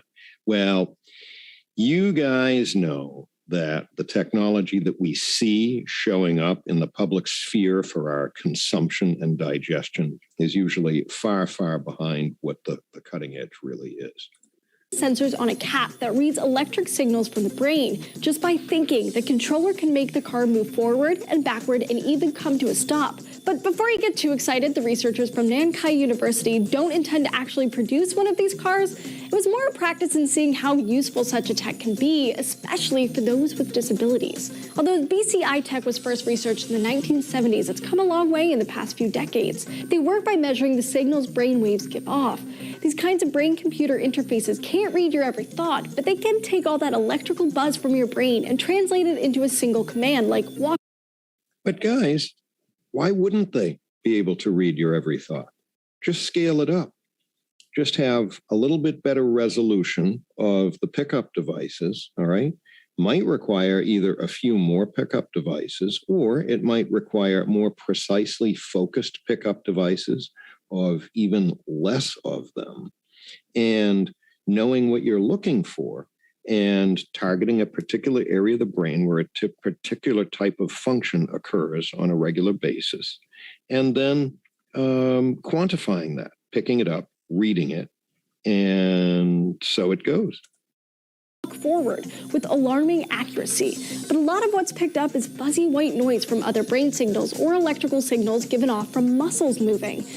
It's only fuzzy white noise if they haven't been able to focus in closely enough on one particular section. No, it's not true. She's dumbing this down. She is. I'm glad you're back from getting a glass of water, because we got to just eat this up, unpack it, repack it, put it in a blender, and then put it translated into she's truth. Dumbing it down, and at the same time, she's setting the parameters to shape people's perspective of what's possible. Exactly. What she's really talking about, that white noise, is the nonlinear characteristics, and the sifting through it, if you will, is the software that is the current gold or oil, the big data of the brain decoding the nonlinear characteristics of those neurons firing irregularly, or what appear to be irregularly, which is known as stochastic, which means random, and or viewed as nonlinear. And that is the white noise or the static that this lady's talking about, dumbing it down and shaping the narrative,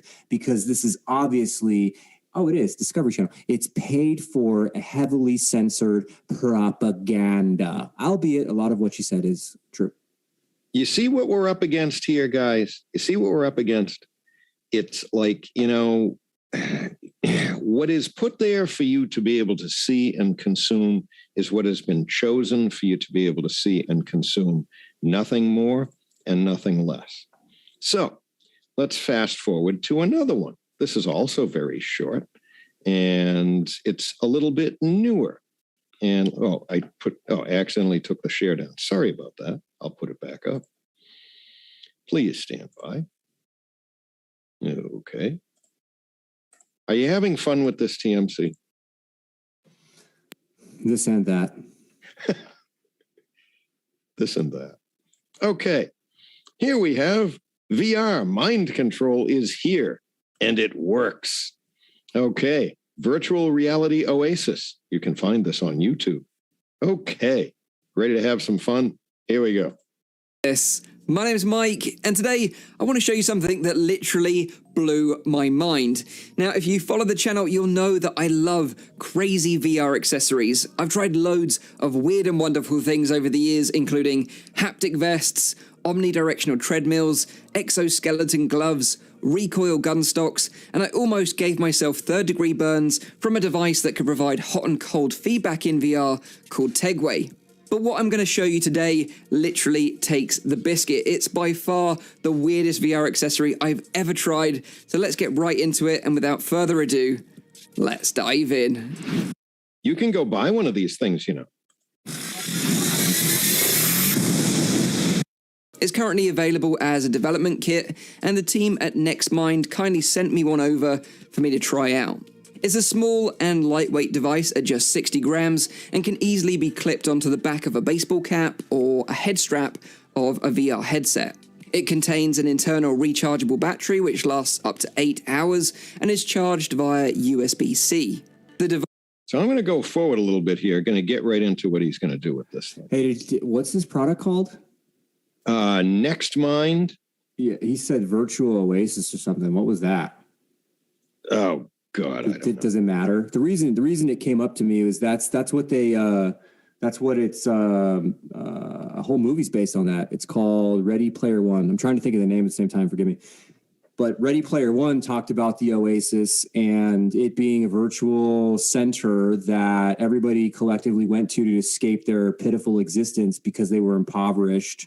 And it's nothing but like 30 stories high of roughed out iron I-beam scaffolding with mobile homes stacked on it, like 30 of them high. in the movie, and that's to represent modern day ghettos and whatever city that it was representing. But they literally had a game in there, a virtual reality space that you could be anything or do anything in this game called the Oasis, in this movie called Ready Player One. Anyway, that's why I was asking about the Oasis, because this dude's talking about VR, this, that, and the other, and he's popping up with all this kind of stuff. And to me, that anyway, I'm calling it like I see it. Keep in mind the PSVR 2 is the release date has already gone by, so you can buy one of these things now. Cool.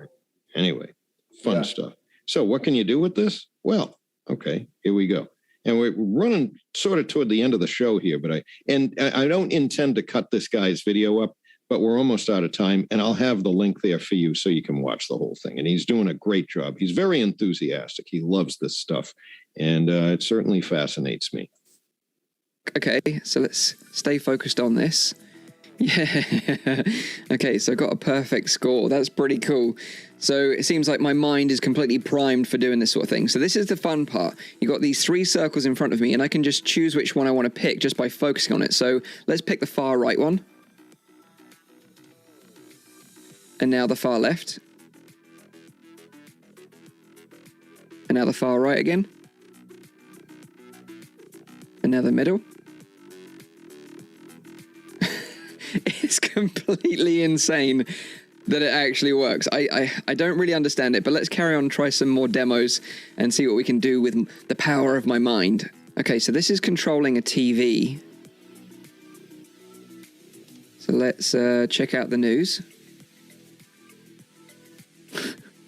I can pause it. Or I can turn the sound off. Okay, let's turn the sound back on. I'm going to go ahead and skip ahead a little bit here. It's insane. I feel like I have some kind of superpowers. It's nuts. Here we go. I'm literally just using the power of my mind, and I'm using it to blow up these aliens. So it's time for E.T. to go home. Perfect. I feel like Professor X. I feel like I have to do like a... Focus. Oh, dodge it. Blow up his mind. Perfect. There you go. Just having fun here. Yeah, so there's a variety of ways to do that, but what this technology looks like to me is it's mastered a feedback loop where it can understand variety of things, all that white noise that lady was talking about with the muscle movements and the eye movements and all of that. And so over a period of time, if you self-censor your brain while you're going through the process, what you'll do is visually in your brain, you'll know where the end of the monitor is, where the corner is versus the other corner. And then you'll be able to, with your eyes, map out each column. And the guy talked about a left and a right side and selecting menu items or whatever. Well, every time you look at that screen, there's going to be a stop and a focus and a stop and a focus and a stop and a focus. And all of that is timed and measured in real time. And as your eyes are moving left, right, up, down, stopping, gazing, whatever, that is changing the frequencies in your brain. And this is being picked up and measured in real time. And over a period of time, during a training period or a learning cycle, the sensitivity would be very rough at first and then be very intuitive and very fast as time goes on. So that was just with the headset thingy on the back of his head. The VR thing in the front, that's a whole nother animal. Facebook has patents for non-invasive electrodes or capacitive sensors that are placed around the mask that your phone fits in to measure a whole bunch of places on your face at the same time. If you can do that, what you can do is access the brain and do the same types of measurements. With the virtual reality system on with the phone, you will also have a camera and infrared systems that are constantly tracking the gaze of your eyes, looking at your pupil dilation, the changing of the blood in your face. All of these things, muscle twitches, can be measured with the camera and the infrared and the visible light systems that exist. in the phone. Keep in mind that if this is placed into a housing, or if you just have a VR set like this guy without maybe a phone in it, the housing itself may have these subcomponents in it, cameras and lasers, and or the conductive or capacitive or inductive sensor arrays that, when you look at their patents, talk about sensing only. When you look at the medical applications of the same types of things, what you see is that the same hardware that is used for sensing can also stimulate. Right. And there is your closed feedback loop with your modern commercial versions from companies and organizations like Facebook that are spawns of DARPA. Hashtag Oculus.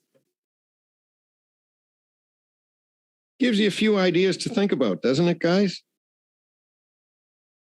Fun stuff. The Next Mind device can decode what object you select, and it adapts, it learns, it logs what the interaction was, and then it measures that up against the accuracy, and then it corrects and becomes more and more precise. And anyway, just lots of cool stuff, you know. So, what do you think? Are we? We still have we have so much more to get into.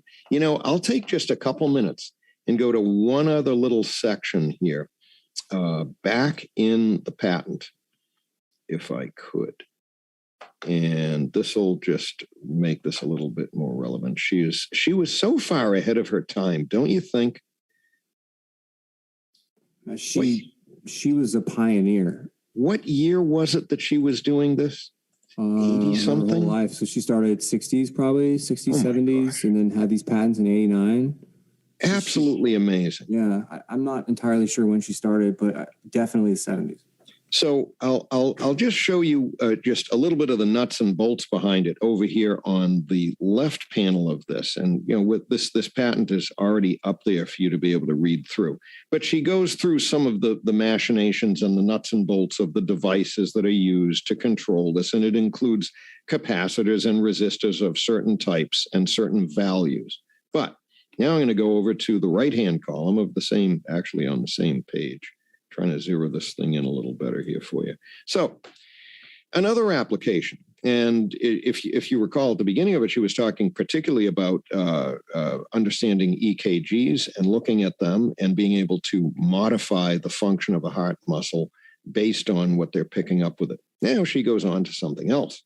In the case of lower back pain with a particular locus at lumbar number 5, and sciatic nerves radially downward, right down the right leg, the placement of coils are as follows. And this is years ago. This is decades ago. All right. The north pole of one coil is placed slightly below the right knee and at the nerve exit point on the inside of the leg. And extrapolate to some of what TMC was talking about just a little while ago when he was talking about strapping on a kind of a cuff onto one arm and picking up signals and inputting signals into the nerves in that arm.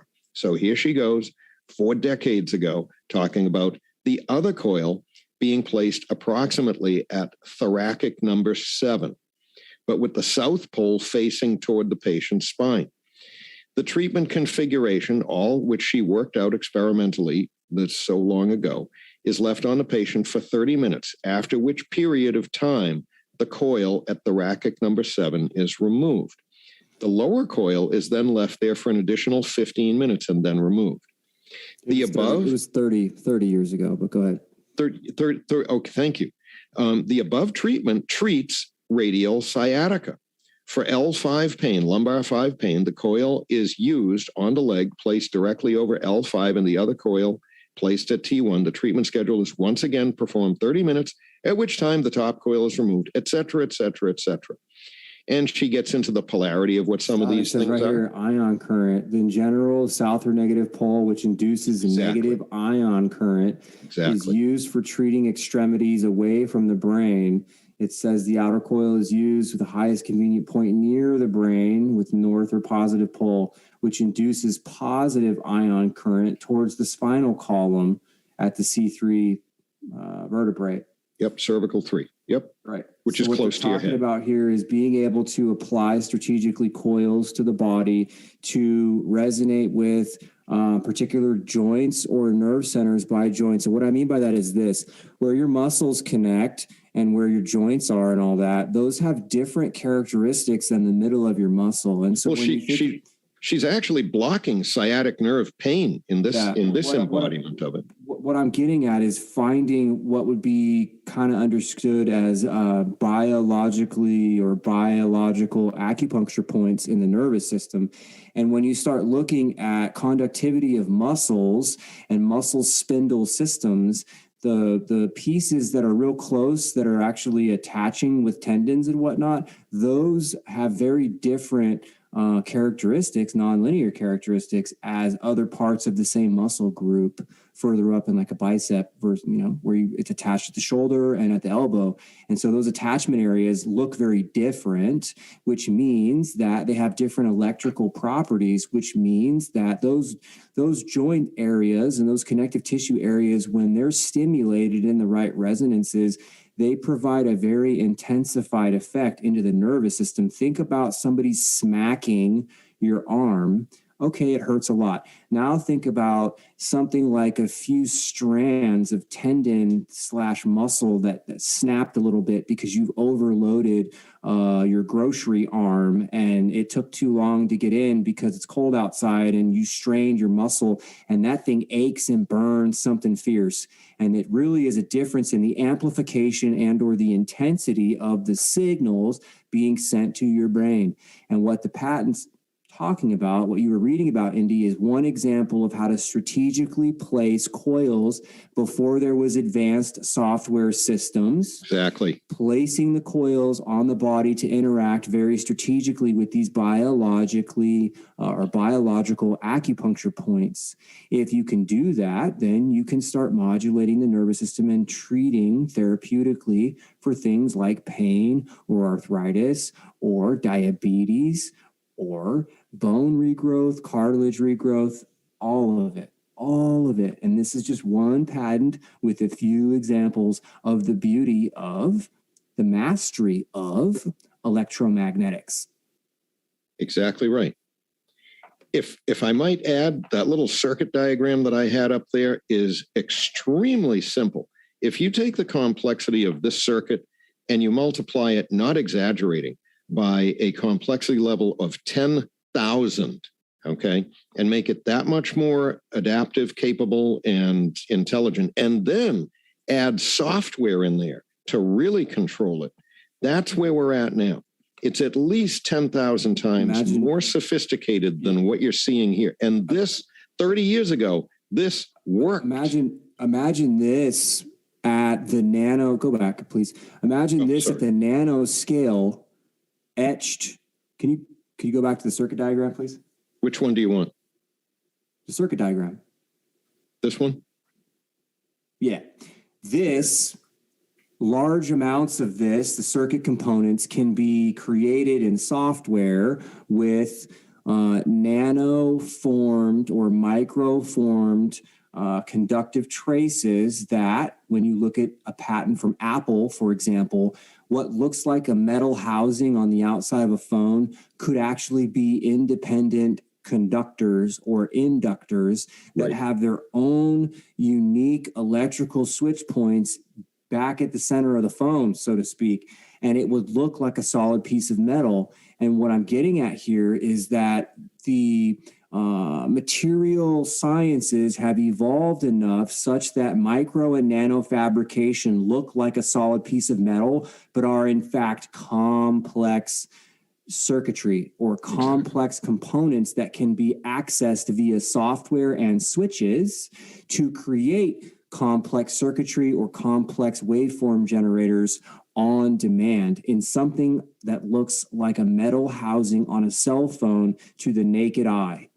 And it could be machined and etched and vapor deposited and lithographed and whatever other cool technologies you might want to look up about how they deal with atomic layer construction materials, when you're building things at the atomic layer. This is the stuff that Apple is patenting in like 2017, 2018, 2019, 2020, 2021, is that kind of stuff.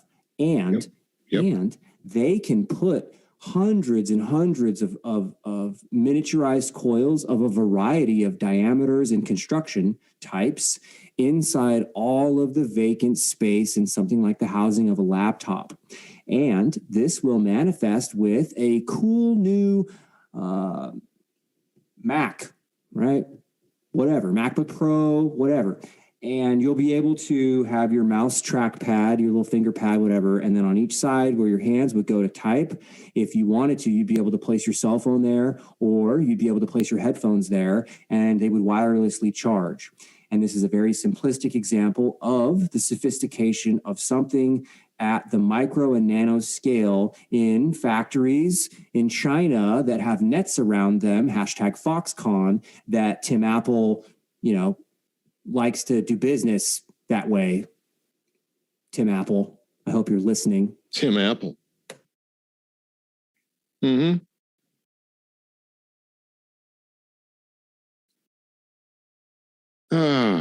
Yeah, those are all sensors. So everything you're seeing there is this is a type of sensor array. And you imagine that's on your cheeks, and those are on your temples, and that's on your forehead. And you've got the vision centers in high definition in the back. You've got 1, 2, 3, 4, 5, possibly 6 or 7. Yep. I see 5. In the back of the brain. So you have all of the nerves in your face, all the facial nerves. That's here. All the facial nerves are basically all mapped. Yeah. And then the back of the brain is the other half. Now imagine creating visual cortex back here. Imagine creating complex circuits where you're driving currents through different parts of the brain that don't necessarily travel in a straight line, because we've been talking about non-linearity here, where you use the sensors that you see here in orange to drive stimulation into the brain in a variety of ways at very low current or very low power that, when they add up in the brain, are able to potentially stimulate and provide artificial sensation. This is where we're going before we go completely nano, and we'll be 20 years in the future before completely nano will be something that you can go to the doctor for and get your child ready for school. Completely nano, albeit in my view, it will have already been done 20 years prior, circa 2020. Hashtag 2045, 2050, future wireless communication era, Huawei. European Innovation Day 2017. Look it up. Huawei European Innovation Day 2017. Future Wireless Communication Era 2050, where everything is connected, including your brain and your developing baby's brain. This is where we're going, folks. Utterly amazing. Have a great week. All right. TMC, last words. Woo. We need to diversify so we can exemplify in a way that is a little cleaner. It's like that movie in The Last Samurai where the guy's asking Tom Cruise what it's like just to scalp somebody. Never really understood its technique. Well, imagine for a moment, Mr. Graham, dull, rusted blade across the top of your skull, and that sudden rip at the end with the flesh and the nerves being separated. Ouch. We need to diversify platforms because it's time, buddy. Anyway. Let's diversify. Have fun. Night, everybody.